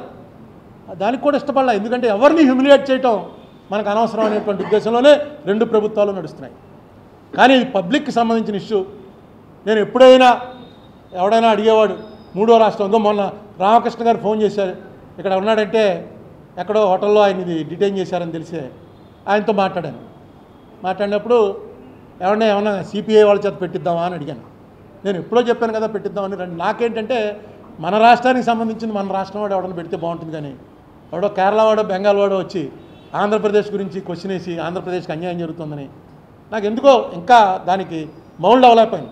పెట్టిస్తాను, నేను బతికుండగా పార్లమెంట్ అంటూ కూర్చుని జరిగితే ఇప్పుడు జరిగినట్టుగా ముక్కు కాగితాలుగా గుడ్డలు కట్టుకుని జరిగేది కాకుండా మామూలుగా కరోనా లేకుండా జరిగితే ఏదో ఒక రాష్ట్రం వాడి చేత, మన రాష్ట్రం వాళ్ళు ఎవడో పెట్టనంటే ఎవడో ఒక రాష్ట్రం వాడి చేత పెట్టించో కనీసం ఎలాగ మనని చంపేశారన్నది. ఎందుకంటే మోడీ గారే చెప్పాడు తల్లిని చంపి బిడ్డను బతికించారని. ఆ తల్లిని ఎలా చంపేశారు అన్నది తెలియాలి కదా. రికార్డు ప్రకారం తెలిసింది మనకి. ఆ లోపల ఉన్నటువంటి మెంబర్స్ కూడా మాట్లాడతారు, ఎలా ఎందుకు చేయవలసి వచ్చింది, ఎలా చేయవలసి వచ్చిందని. ఎందుకో మన వాళ్ళకి ఎవరికి వాళ్ళకి ఇష్టం లేదు, వీళ్ళకి ఇష్టం లేదు. ఏదో నడుస్తుందిరా అనుకుంటున్నాం, కానీ ఏం నడవట్లేదండి. చాలా దురదృష్టకరమైనటువంటి పరిస్థితుల్లోకి తోసివేయబడుతున్నాం. పోలవరం గురించి ఆ లెటరు అంటే ఏంటంటే మొన్నటిదాకా చంద్రబాబు నాయుడు గారు ఏమయ్యా ఎప్పుడు ఇస్తామని అడుగుతున్నట్టుగా మనకి ఇచ్చేవారు. వాళ్ళు ఏం చెప్పేవారు, ఇస్తామండి ఉన్నప్పుడు ఇస్తాం, ఇప్పుడు డబ్బులు అప్పు తీసుకున్నావు, అప్పు తీసుకున్నారా వచ్చి అడుగుతుంటాను, ఏం గురు డబ్బులు ఏంటని, నువ్వు ఇవ్వని నాకు తెలుసు, ఏడు డబ్బులు ఏవి అంటే ఇస్తాను కదా కొంచెం టైట్గా ఉంది ఇస్తానులే అని అలా అంటుంటాం. ఎదురుపడ్డప్పుడు ఎదురుపడ్డారా బాగుందని మనం అడుగుతుంటాం. అలాగే ఉంది పోలవరం గొడవ. ఈవేళ ఏమైందంటే నువ్వే నన్ను పిలిచి ఓయ్ అరుణ్ కుమార్ వెళ్ళరా అని పిలిచి నీకు నేను డబ్బులు ఇవ్వాలి కదా, జేబులో చెయ్యట్టి జేబులో జేబురుమాలు తీసి తుడుచుకుని నేను ఇవ్వను, నీ దిక్కున చోట చెప్పుకో. అది ఈ లెటరు. ఇప్పటిదాకా ఇంత దారుణంగా లెటర్ ద్వారా కమిట్ అవ్వాలా. ఇదే మీకు ఇచ్చేది ఇంక 7,000 కోట్లు వస్తుంది. ఈ 7,000 కోట్లను ఒక లెటర్ ఒకటి రాసి పంపించడం అనేది ఇంకా మనకు ఏదో బేరం ఉందిలే అనేటువంటి, ఏమో ఎప్పుడో లాటరీ తగిలితే ఇస్తాడేమో చెప్పలేం కదా. కౌను బనేగా కరోడ్పతికి వెళ్తాడు, కోర్టు వచ్చినప్పుడు నా 10 రూపాయలు ఇచ్చేస్తాడేమో అని ఒక ఆశ ఉండేది. ఇవ్వను నీ దిక్కుని చోట చెప్పుకోవాలక ఆశ కూడా పోతుంది. వెంటనే తిరగబడాలి. ఎప్పుడో 6 నెలల తర్వాత తిరగబడితే కాదు, వెంటనే ఆ రోజునే స్పెషల్ కేటగిరీ స్టేటస్ కూడా చంద్రబాబు నాయుడు గారు చెప్పుంటే 6 మండలాలు కలవడానికి నేను ఒప్పుకొని లేకపోతే చేయను అని ఏదైతే వెళ్ళాను నేను అన్నాను, అందుకే కలిపారు అని నాయుడు గారు చెప్తున్నారో అదే మాటతో పాటు ఆ తీర్మానం ఏదైతే చేసిందో ఆ తీర్మానం యాజ్ ఇట్ ఈజ్ ఆర్డినెన్స్ తీసుకురండి. మార్చి 1వ తారీఖున మన్మోహన్ సింగ్ చేసిన తీర్మానంలో స్పెషల్ కేటగిరీ స్టేటస్ ఉంది 5 ఏళ్లకి, అది తీసుకొస్తే తప్ప నేను చేయను అని అనుంటే అది వచ్చును. ఎందుకంటే ఆవేళ పరిస్థితి ఏంటంటే ఆంధ్రాకి అన్యాయం జరిగింది. అక్కడ డెడ్ బాడీ ఉండగా కాంపన్సేషన్ ₹1,00,000 కోటి రూపాయలు ఇచ్చినా కూడా మాట్లాడటం. డెడ్ బాడీ తీసేసిన 15 రోజులు అయిన తర్వాత 10 లక్షలు ఇస్తున్నాం అంటే ఎందుకు ఇవ్వాలండి 10 లక్షలు? మనం మా రాజమండ్రిలో చచ్చిపోయినాడికి 1,50,000 ఇచ్చి కాకినాడలో చచ్చిపోయినాడికి 10 లక్షలు ఇస్తారా? ఏంటంటే న్యాయం? అక్కడ మీ మెజార్టీ ఎక్కువ వచ్చిందనా అని అందరం అంటాం. అదే బాడీ అక్కడ ఉండగా ఆ అల్లకల్లోల పరిస్థితి చూసినప్పుడు ఎప్పుడో మాట్లాడటం. ఇప్పుడు బాడీ తీసేశారు, ఆంధ్రప్రదేశ్ అనే బాడీని తీసేశారు. తీసేసిన తర్వాత ఇంక ఇప్పుడేం కొత్తగా వాళ్ళు మనం వెళ్ళి గొడవ చేసినా ఎవడో పట్టించుకోడు. అసలు ఆ గొడవ జరుగుతున్నప్పుడు హౌస్లో ఎవడో ఉన్నాడు, అందరూ పోతారు, ఇదేదో ఆంధ్ర గొడవ అని. కనీసం ఈ పోలవరంది కాన్స్టిట్యూషనల్ ఇష్యూగా మార్చండి. ఇదో కాన్స్టిట్యూషనల్ ఇష్యూ. కాన్స్టిట్యూషన్ ప్రకారం పార్లమెంట్లో జరిగిన చట్టం గొప్పదా, కేబినెట్ తీర్మానం గొప్పదా? నీతి ఆయోగ్ రికమెండేషన్ గొప్పదా, పార్లమెంట్లో చట్టం గొప్పదా? అది కూడా రామచంద్రరావు నీతి ఆయోగ్ అతనికి నీతి ఆయోగ్ చైర్మన్కి ప్రివిలేజ్ నోటీస్ ఇచ్చాడు. ఏంటంటే నువ్వు ఎలా చేయగలవు ఇదని. ఆ ప్రివిలేజ్ నోటీస్ వెంకయ్యనాయుడు గారు ఏం చేశారంటే విత్ హెల్డ్ అని పక్కన పెట్టారు. అడ్మిట్టో లేకపోతే రిజెక్టో పెట్టాలి. కానీ రిజెక్ట్ అని అంటే మళ్ళీ బయట కూడా వెంకయ్యనాయుడు ఉండి కూడా చూడండి ఎలా చేశాడు అని. అడ్మిట్ అంటే లోపల గొడవ, నువ్వు మావాడు ఉండి ఇక్కడ అడ్మిట్ చేస్తావా దీన్నని. అందుకని తెలివైన వాడు బాగా సీనియర్ కాబట్టి విత్ హెల్డ్ అన్నాడు. విత్ హెల్డ్ కారణం ఏంటంటే 2 నెలల్లో రామచంద్రరావు వెళ్ళిపోతున్నాడు. వెళ్ళిపోయిన తర్వాత ఇంకేమన్నదో పక్కన ఉంటుంది. కొత్తగా ఎవడో పెట్టని వాళ్ళకి తెలుసు. అలాగే అది కూడా పోయింది. ఏం చేసి దీన్ని, ఎందుకంటే నాకున్న బుర్ర చాలా లిమిటెడ్. మీకు చాలామంది మేధావులు అడ్వైజర్స్ 100 మంది ఉన్నారు. అక్కడ ఇక్కడ రకరకాలైనటువంటి జనం అందరూ కూడా మీకు సహాయపడడానికి సిద్ధంగా ఉన్నారు. ఏం చేసి దీంట్లోంచి బయటకు వస్తూ ఎస్ జగన్మోహన్ రెడ్డి కాబట్టి చేయగలిగాడు ఇది అని అనిపించుకోండి. డెఫినెట్గా అప్పుడు మీరు ఆ భారతంలో చెప్పినట్టుగా ఇంకోసారి కూడా మేమే వస్తాం అనుకోవచ్చు తప్ప ఏదో డబ్బులు పంచుతున్నాం, నవరత్నాలు కరెక్ట్గా అందేస్తున్నాయి కాబట్టి ఈ జనం అందరూ నాకే ఓట్లేస్తారు అని మాత్రం అనుకోకండి. జనాల ఆర్థిక పరిస్థితిని బట్టేస్తారు. దానికి మీరు వేసేది తోడవ్వచ్చు, మీరు ఇచ్చే డబ్బులు తోడవచ్చు. డెఫినెట్గా చాలా మంచి పనే. కానీ అసలు ఉండాలిగా. ఆ అసలుకు కావాల్సింది ఏంటంటే డెవలప్మెంట్ యాక్టివిటీస్ ఉండాలి. ఇళ్ళు కట్టాలి. కరోనా వచ్చింది, దానివల్ల దేశం ప్రపంచం మొత్తం పోయింది కాబట్టి ప్రస్తుతం మిమ్మల్ని ఎవడో కార్నర్ చేయలేడు. కానీ తేరుకుంటుంది. ఇది ఉండదు. ఈవేళ కరోనా అంటే ఎవడో లెక్క చేయట్లేదు. పూర్వం కొంచెం తలనొప్పిగా ఉంటే మెడికల్ షాప్కి వెళ్ళి ఒకటి మందు పోయాలని అడిగినట్టుగానే వెళ్ళి ఉంటుంది కరోనా వచ్చిందంటే వాడు అటు తిరిగి ఉంటాడు. అంత సింపుల్ అయిపోయింది. మనమే చూసాం వీరభద్రపురంలో కరోనా అంటే మొత్తం అలా కాలేజీ రోడ్డు నుంచి వెళ్ళేవాళ్ళం. ఇటేపు కానీ వెళ్తే తగిలేస్తుందేమో అని. ఇప్పుడు పక్కవాడు కరోనా అంటే ముక్కు మూసుకుని ఎందుకురా బాబు నాకంటిస్తావు అనేటువంటి పరిస్థితికి వచ్చేసాం. డైల్యూట్ అయిపోయింది. నెమ్మదిగా ఎకానమీ స్టార్ట్ అవుతుంది, గ్రోత్ స్టార్ట్ అవుతుంది, ఎకానమీ గ్రోత్. ఈ స్టార్ట్ అయ్యే టైంలో ఏం చేయబోతున్నాం మనం, ఏంటి మన ప్లాన్స్, ఎలాగా అసలు కేంద్రం నుంచి రావాల్సినవి అన్నీ ఆపేస్తే మనకే వస్తుంది, మనకే ఉంటుంది. 42% కొత్త డెవల్యూషన్లో వచ్చింది. ఇక్కడి నుంచి వెళ్తే కదా వచ్చేది.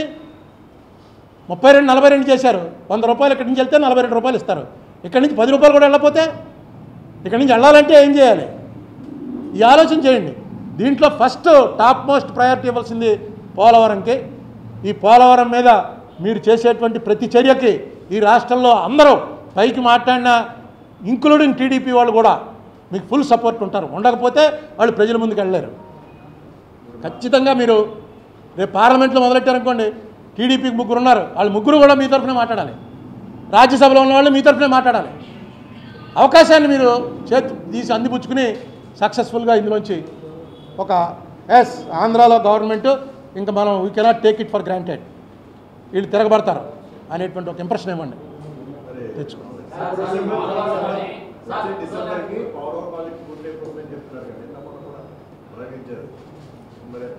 అదేనండి ప్రాజెక్ట్ అంటే ఇలా కట్టేస్తారు, గేట్లు ఎత్తేసి ఉంచుతారు, నీళ్ళు ఆపరు.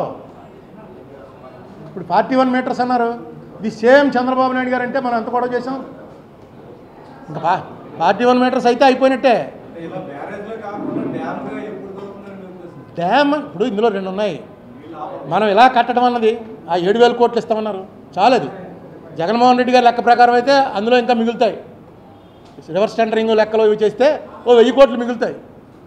ఆ డబ్బు చాలు ఇలా కట్టేస్తారు. ఇదిగో ఇది బ్యారేజ్ గురు, ఇది ఇలా కట్టారు, దీనికి అయ్యే ఖర్చు 7,000 కోట్లు కానీ తక్కువే అవుతుంది లెక్క ప్రకారం. ఇది ఎలా ఉంచారనుకో ఈ నీళ్ళన్నీ అలా ధవళేశ్వరం పోయే నీళ్ళన్నీ ఇలా అయిపోయి ఇదంతా కూడా మునిగిపోతాం, ఇదంతా మునిగిపోతాం. ఈ మునిగిపోతున్న వాళ్ళకి ఇప్పుడు ఆల్రెడీ దీని మీదే కాఫర్ డ్యామ్ 41 మీటర్లదే ఇప్పుడే పంపించారు నాకు దేశాయ్ గారు. కాఫర్ డ్యామ్ 41 మీటర్ల వల్లే ఎన్ని గ్రామాలు మునిగిపోతున్నాయి. ఆయనకి రోజు ఇదే గొడవ. ఆ గ్రామాలకి ఎక్కడెక్కడ ఇచ్చారు రీహాబిలిటేషను, ఆ రీహాబిలిటేషను ఎంతవరకు ఇంప్లిమెంట్ అయింది, ఎంతమంది షిఫ్ట్ అయ్యారు. తొయ్యేరు పైడిపాక ఫస్ట్ ఫేజ్లో 10 కుటుంబాలు ఇంకా అక్కడే ఉన్నారట. నీరు విద్యుత్ సరఫరా నిలిపివేసినా వాళ్ళు ఖాళీ చేయలేదు. పునరావాస ప్యాకేజ్ ఇచ్చే వరకు బయటికి రామంటున్నారు. అదనంగా ఫస్ట్ ఫేజ్లో ఇచ్చిన కోట్లాది గ్రాటిట్యూడ్ అమౌంట్కి లెక్కలు లేవు. తొయ్యేరులో 20 కుటుంబాలు తాగునీరు లేకపోయినా కాలనీకి వచ్చేసారు. కాలనీలో తాగునీరు లేదుట. 20 కుటుంబాలు అద్దెళ్లకు చేరారు. కచ్చులూరులో 20 కుటుంబాలు గిరిజనులు పూర్తి సదుపాయాలు లేకపోయినా కాలనీకి వచ్చేసారు. దేవీపట్నం మండలం +25కే ముంపు అయిపోయింది. 41 దాకా లెక్కల 25కే ముంపు అయిపోయింది. వాళ్ళకి R&R ఇవ్వలేదు. కాఫర్ డ్యామ్ వల్ల ఇల్లు 3 సార్లు మునిగిపోయాయి. 50% కాలనీలు పని మొదలెట్టాల్సి ఉంటుంది. అయిపోయిన వాటిలో లెట్రిన్లు ఇంకా కట్టలేదు. గిరిజనేతరులు మాత్రం ఒక్కరొక్కరు ఖాళీ చేస్తున్నారు. గిరిజనులు మాత్రం ఇంకా అక్కడే ఉంటున్నారు. తొయ్యేరు దేవీపట్నం జంట గ్రామాలు తొయ్యేరు సెకండ్ ఫేజ్లో పెట్టి కాలనీ నిర్మాణం పూర్తి చేసి దేవీపట్నం 3వ కాంటూరులో పెట్టి స్థల సేకరణ కాలనీ నిర్మాణం ఇంకా మొదలు పెట్టలేదు. అలాగే పూడిపల్లి ఈ గ్రామాల్లో ఇది పరిస్థితి. అక్కడ ఇదేంటి 25 మీటర్స్కే మునిగిపోతుంటాయి. అంటే చిన్న వరద వస్తే మునిగిపోతుంటాయి. వీళ్ళు 41 చేసేటప్పటికి వీళ్ళందరినీ ముందు ఖాళీ చేయించాలి.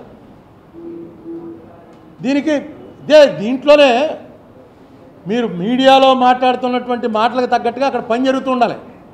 మీరు ఈ మెగా కృష్ణారెడ్డి గారు ఇది కడుతున్నాడు, 3,000 మంది అక్కడ పనిచేస్తుంటే మీరు వెళ్ళి ఏం చేస్తారని మొన్న సిపిఐ రామకృష్ణ అడిగారు. వెళ్ళి చూస్తారు, మీరు వెళ్తారు. వాళ్ళతోటి బ్రహ్మాండంగా వచ్చిన కవరేజ్. మీరు ఫోటోలు తీసి పెట్టడం ఎందుకు? అన్ని పేపర్లు చూపించాలి, అన్ని ఛానల్స్ చూపించాలి. మీరు దాన్ని డిసడ్వాంటేజ్గా ఎందుకు భావిస్తున్నారు? అక్కడ పని జరగట్లేదా?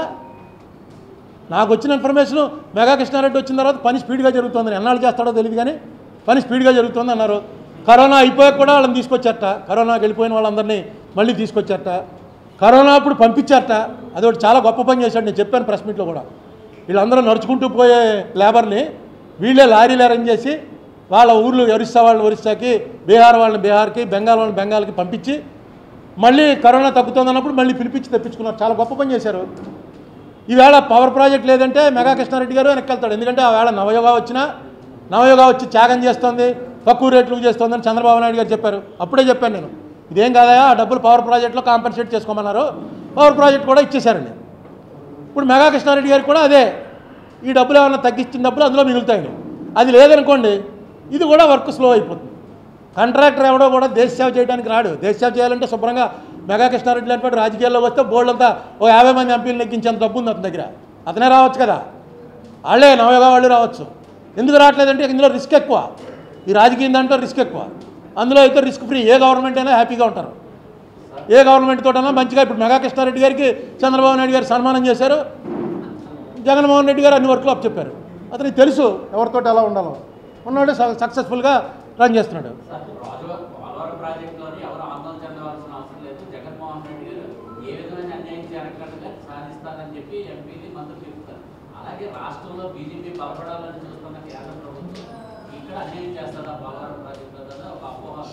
ఎవరు చేయడానికి లేదండి బాబు, మనమే అన్యాయం చేసుకుంటున్నాం.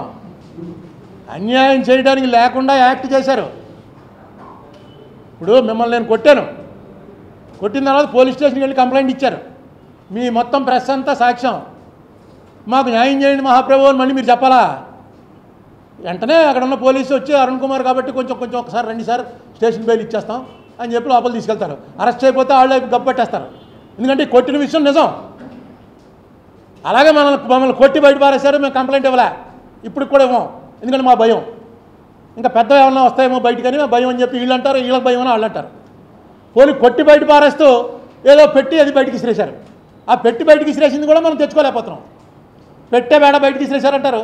ఆ పెట్టే బేడ బయటికి ఇసిరి మనం తోసేస్తే అవి కూడా ఇంటికి తెచ్చుకోవడానికి మనకి నాకు అర్థం అవట్లేదు ఎందుకు చెనుకో ఆ పెట్టి తెరిచి అందులో మన సామాన్లు ఉన్నాయో లేవో చూసుకోవద్దా మన సామాన్లు అంటే యాక్టే ఆ యాక్ట్లో పెట్టి పెట్టారా పెట్టలో లేదా తోసేశారు బలవంతంగా మాకు ఇష్టం లేకుండా మెడబట్టి గంటేశారు తలుపులు మూసేశారు టెలికాస్ట్ ఆపేశారు సరే ఇస్తామన్నదన్నా ఇచ్చారా లేదా అది అడగటానికి కూడా మనం ముందుకెట్టలేదు ఈ పోలవరం అయితే యాక్టు ఈ యాక్ట్ మీద ఇంత జరుగుతుంది బీజేపీ వాళ్ళు మేమే పూర్తి చేస్తాం టీడీపీ వాళ్ళు మేమే పూర్తి చేస్తామన్నారు టీడీపీ మీకు గుర్తుందా 2018 వాటర్ అవ్వకపోతే రాజీనామా చేసి వెళ్ళిపోతామన్నారు ఈవేళ అంతా 2020 వచ్చిందిగా డిసెంబరు ఇప్పటికీ ఏం లేదు ఎప్పటికీ జరగదు వాటర్ గ్రావిటీ మీదే వాటర్ ఇవ్వటం అయితే అసలు ఇది అక్కర్లేదు మనం ధవళేశ్వరం బ్యారేజ్ లాంటి బ్యారేజ్ చాలు అంతా 2000 కోట్లతో పట్టిసీమ పెట్టిన ఖర్చుతో సరిపోను చంద్రబాబు జగన్ బీజేపీ మొదటి నుంచి జరుగుతుంది ఇప్పుడు రాష్ట్రానికి ఆల్టర్నేటివ్ ఏంటంటే ఏమండి నేను జగన్మోహన్ రెడ్డి మీద ఇంకా నేను దొంది అన్న మాట నేను అలా కాదుగా ఇప్పుడు ఏం చేస్తా ఇప్పుడు నిన్న క్యాబినెట్లో అన్న మాట వాళ్ళదే సాక్షి పేపర్ అంటే ఏంటి వాళ్ళ అఫీషియల్ ఇది వాళ్ళ సొంతం దాని యజమానే జగన్మోహన్ రెడ్డి ఆ సాక్షి గురించే కదా అన్నాడు జైల్లో ఉన్నాడు మొత్తం మెయిన్ అంతా సాక్షిలో డబ్బులు పెట్టిన దానిలోనే లిటిగేషన్ అంతా అటువంటిది ఆయన సొంత పేపర్ అది ఆయనే సామ్నా పేపర్ శివసేనకి ఎలాగో సాక్షి పేపర్ జగన్కి అలాగా అటువంటి సాక్షి పేపర్లోనే ఆయన క్యాబినెట్లో ఇలా అన్నట్టు అంతకుముందు ఇచ్చి తీరతాడు పీపీఏ వాళ్ళు రికమెండ్ చేశారు ఇగో ఆంధ్రజ్యోతి పిచ్చి రాతలు అని ఆంధ్రజ్యోతి రాతలు కూడా వేసి సాక్షి వాళ్ళు దానికి సమాధానం రాశారు మరి అంత తప్పుగా ప్రజల్ని మోసం చేసేంత లెవెల్కి జగన్మోహన్ రెడ్డి గారు ఎదిగాడని నేను అనుకోవట్లే ఇంత ఓపెన్గా అబద్ధం చెప్పేసి రేపు పొద్దున మనం తప్పించుకోవచ్చులే అని ఎందుకంటే డబ్బు వస్తాయి అనేటువంటి ఆశ అతనికి ఏమైనా ఉందేమని అనుకుంటున్నాను లేకపోతే ఇంత బహిరంగంగా ప్రకటించడం వాళ్ళ పేపర్లో ఇదేం బిట్వీన్ ద లైన్స్ కాదు డైరెక్ట్గా ప్రకటించడం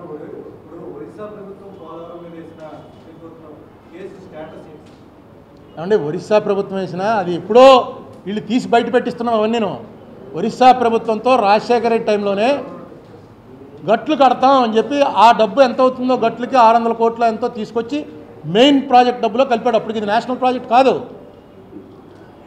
ఆ నెగోషియేషన్లో ఆ ఒరిస్సా అధికారులతో మాట్లాడినప్పుడు నాతోటి ఒక పెద్ద కేంద్ర మంత్రి గారు అడిగాడు గట్టు కడితే ఆగిపోద్దా అని వాళ్ళకి తెలియదు ఇలా గట్టు కట్టేస్తారట కట్టేస్తే ఒరిస్సాలోకి నీళ్ళు వెళ్లకుండా ఆగిపోతాయట ఇలా ఎక్కడైనా జరుగుతున్నాయంటే రాజమండ్రి రావా నీకు చూపిస్తాను రాజమండ్రి మొత్తం గట్ల వల్లే అవుతుంది గోదావరి కన్నా రాజమండ్రిలో మా ఆర్యాపురంలో ఇన్నిస్పేటలో ఓట్లంకలో ఆ పైన ఉన్న సీతానారం దాకా అన్ని గ్రామాలు గోదావరి కన్నా లో కానీ గట్టేశారు ఆ గట్టి వేయటం వల్ల గోదావరి స్ట్రైట్గా వరదలు వచ్చినప్పుడు పోతుంది మన గోదావరి గట్టు మీద నిలబడి చూస్తే వరద ఉన్నప్పుడు అటు నీరు ఎక్కువ ఉంటుంది ఎత్తు ఇటు పల్లం ఎక్కువ ఉంటుంది ఇక్కడ రాకుండా ఇంతే గట్టు ఏం పెద్ద విషయం కాదు అలాంటి గట్టు ఒరిస్సా ఛత్తీస్గఢ్లో ఎన్ని కిలోమీటర్లు అయితే వాటర్ వస్తుందో గట్లు వేయడానికి ఎంత ఖర్చు అవుతుందో లెక్కేసి రాజశేఖర టైంలోనే అయ్యింది వాళ్ళు పెట్టిన అబ్జెక్షన్ ఏంటంటే ఇక్కడ వచ్చి గ్రామ సభలు పెట్టలేదు అని దానికి మన గవర్నమెంట్ చెప్పేది ఏంటంటే గట్టేసేస్తుంటే గ్రామ సభలు ఏంటని గ్రామ సభలు ఎప్పుడు మునిగిపోయే వాళ్ళకి ఇచ్చేటువంటి ప్రాజెక్టు ఆర్ఆర్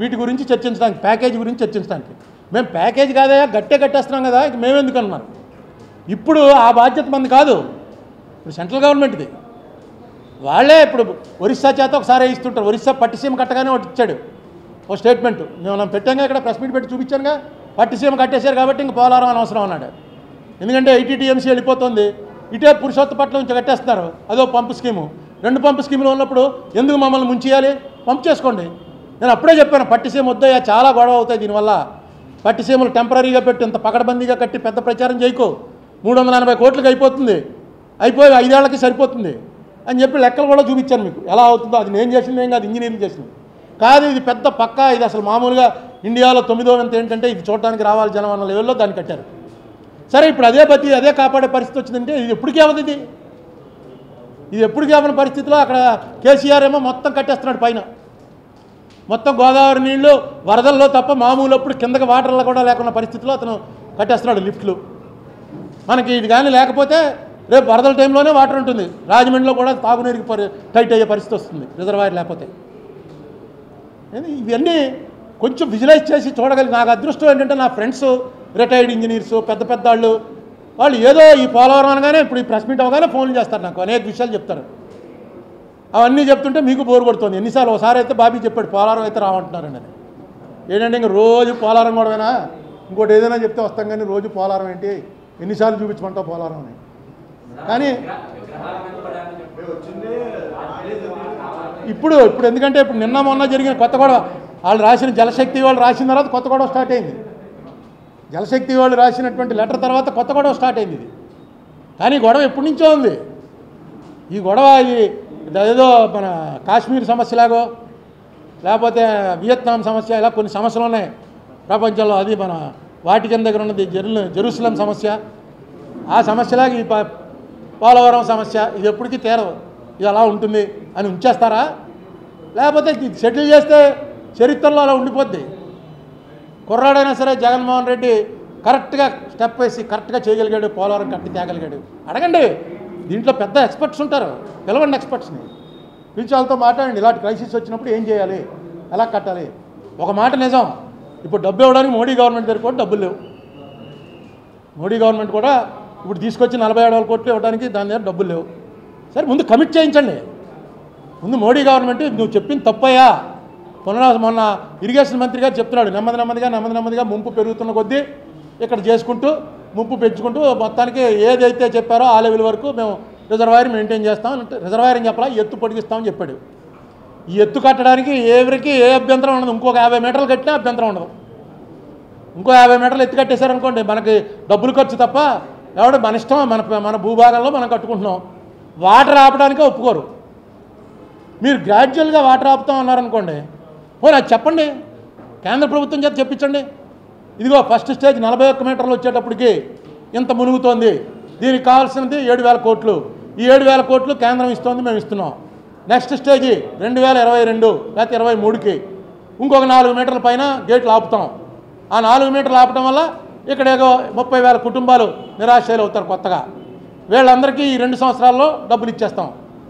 ఇలా కేంద్రం ప్రకటించాలి. అది మనం ఇవ్వమని వాళ్ళు చెప్తుంటే మీరు ఇచ్చేస్తారో మేము చేస్తాం, ఇది ఎక్కడ కూడా వాళ్ళు బాహాటంగా చెప్తున్నారు మేము ఇవ్వం, వాళ్ళు ఇచ్చేస్తారు అంటే ఎక్కడి నుంచి ఎందుకు ఇస్తారు? ఇవ్వమని చెప్పాక వాళ్ళ చేత చెప్పించండి, ఎస్ ఇస్తాం, ఇప్పుడు డబ్బులు లేవు, డబ్బులు వస్తాయి, దేశం పరిస్థితి బాగుపడుతుంది, మీకు నెమ్మదిగా ఏటా 5,000 కోట్లు చొప్పున 4-5 ఏళ్లలో మీకు 35,000 కోట్లు సరిపెడతాం, మీరు కట్టుకోండి అని కేంద్ర ప్రభుత్వం వాళ్ళు ఒకటి ప్రకటించారనుకోండి. 2020 ఏం చెప్పారంటే 2002కి పూర్తి చేస్తా ఉన్నారు కదా, 2022కు పూర్తి అవుతుంది. గ్రావిటీ మీద అయితే ఇచ్చేస్తారు, రేపు ఆనకట్ట కట్టేసి 2022కి పక్కా పోలవరం వస్తుందంటే మేము బతికొండ పోయినప్పటికీ ఓన్లీ కేంద్రం ఇస్తానంది, మాట నిలబెట్టుకుంది అని ఒక ధీమానం వస్తుంది. వాళ్ళు ఇవ్వమంటుంటే మీరు ఇస్తారు అని ఎలా అంటారు? అదే ఇందులో పెద్ద ఇంతసేపు మాట్లాడాను కానీ ఇందులో పెద్ద ఇదేమీ లేదు. వాళ్ళు మేమేమో అని లెటరే రాశారు. మళ్ళీ చంద్రబాబు నాయుడు గారు మోడీ గారు మాట్లాడుకున్నట్టు కాదు, ఇది ఒక లెటర్ వచ్చింది, మీకు ఇచ్చేది ఇదే, ఇందా చదివినిపించాను కదా, 7,000 కోట్లే వస్తుంది అని. లేదండి మేము పీపీఏతో చెప్పాం, పీపీఏ వాళ్ళు ఏమో రికమెండ్ చేశారు. పీపీఏ రికమెండ్ చేయడం బాబు, ఇది అన్ని రకాలుగా తిరిగేసి 47,000కి 52,000 కోట్లకి రాజ్యసభలో రిప్లైయే ఇచ్చాడు మంత్రి. వాళ్ళ డిపార్ట్మెంటే, సెంట్రల్ వాటర్ కమిషన్ వాళ్ళే ఇచ్చారు 52,000 కోట్లు, ఓ 1,500 కోట్లు తగ్గించామని. అలాగే మొన్న జ్యోతి పేపర్లో అనుకుంటాను ఒక చిన్న ఆర్టికల్ రాశాడు ఆయన రాధాకృష్ణ గారు. అందులో ఏం రాశాడంటే చంద్రబాబు నాయుడు గారు దీని ఎత్తు 150 మీటర్లకు పెంచాడు, ఆ 150 మీటర్లకు పెంచడం వల్లే పునరావాసం ఖర్చులు పెరిగాయి, ఈ విషయం బయట అక్కడ చెప్పలేదు అని చెప్పి ఒక ఆయన సండే రాస్తుంటాడు, దాంట్లో రాశాడు. ఇది నిజమా? ఇది నిజమైతే డాక్యుమెంట్స్లో ఉంటుంది. చంద్రబాబు నాయుడు గారు అనుకుని పెంచడానికి కుదరదు కదా, అలా చేస్తుంటే చాలా తప్పది. ఏదైతే తెలంగాణ వాళ్ళు గొడవ చేస్తున్నారో ఇంకోళ్ళు గొడవ చేస్తున్నారు, వీళ్ళు పెంచేస్తున్నారు అంటున్నారు, అది పెంచేయడానికి చంద్రబాబు నాయుడు గారు అది ఎత్తు పెంచడానికి ప్రయత్నం చేశాడా? వాళ్ళు చేస్తే అదంతా ఇప్పుడు జగన్మోహన్ రెడ్డి గవర్నమెంట్ దగ్గర ఉంటాయి. ఆ కాగితాలన్నీ చంద్రబాబు నాయుడు గారు జేబులో పెట్టి ఇంటికి వెళ్ళిపోవడానికి ఉండదు. నిజంగా అలా చేశాడా? అదేనా తగ్గింది 1,700 కోట్లు? ఎలా తగ్గించారు వాళ్ళు? అరే గవర్నమెంట్ అసలు దాని మీద దృష్టి పెట్టండి. నేను ఇవ్వను అనడానికి వాళ్ళకి రైట్ లేదు, లీగల్గా కానీ మోరల్గా కానీ ఎథికల్గా కానీ.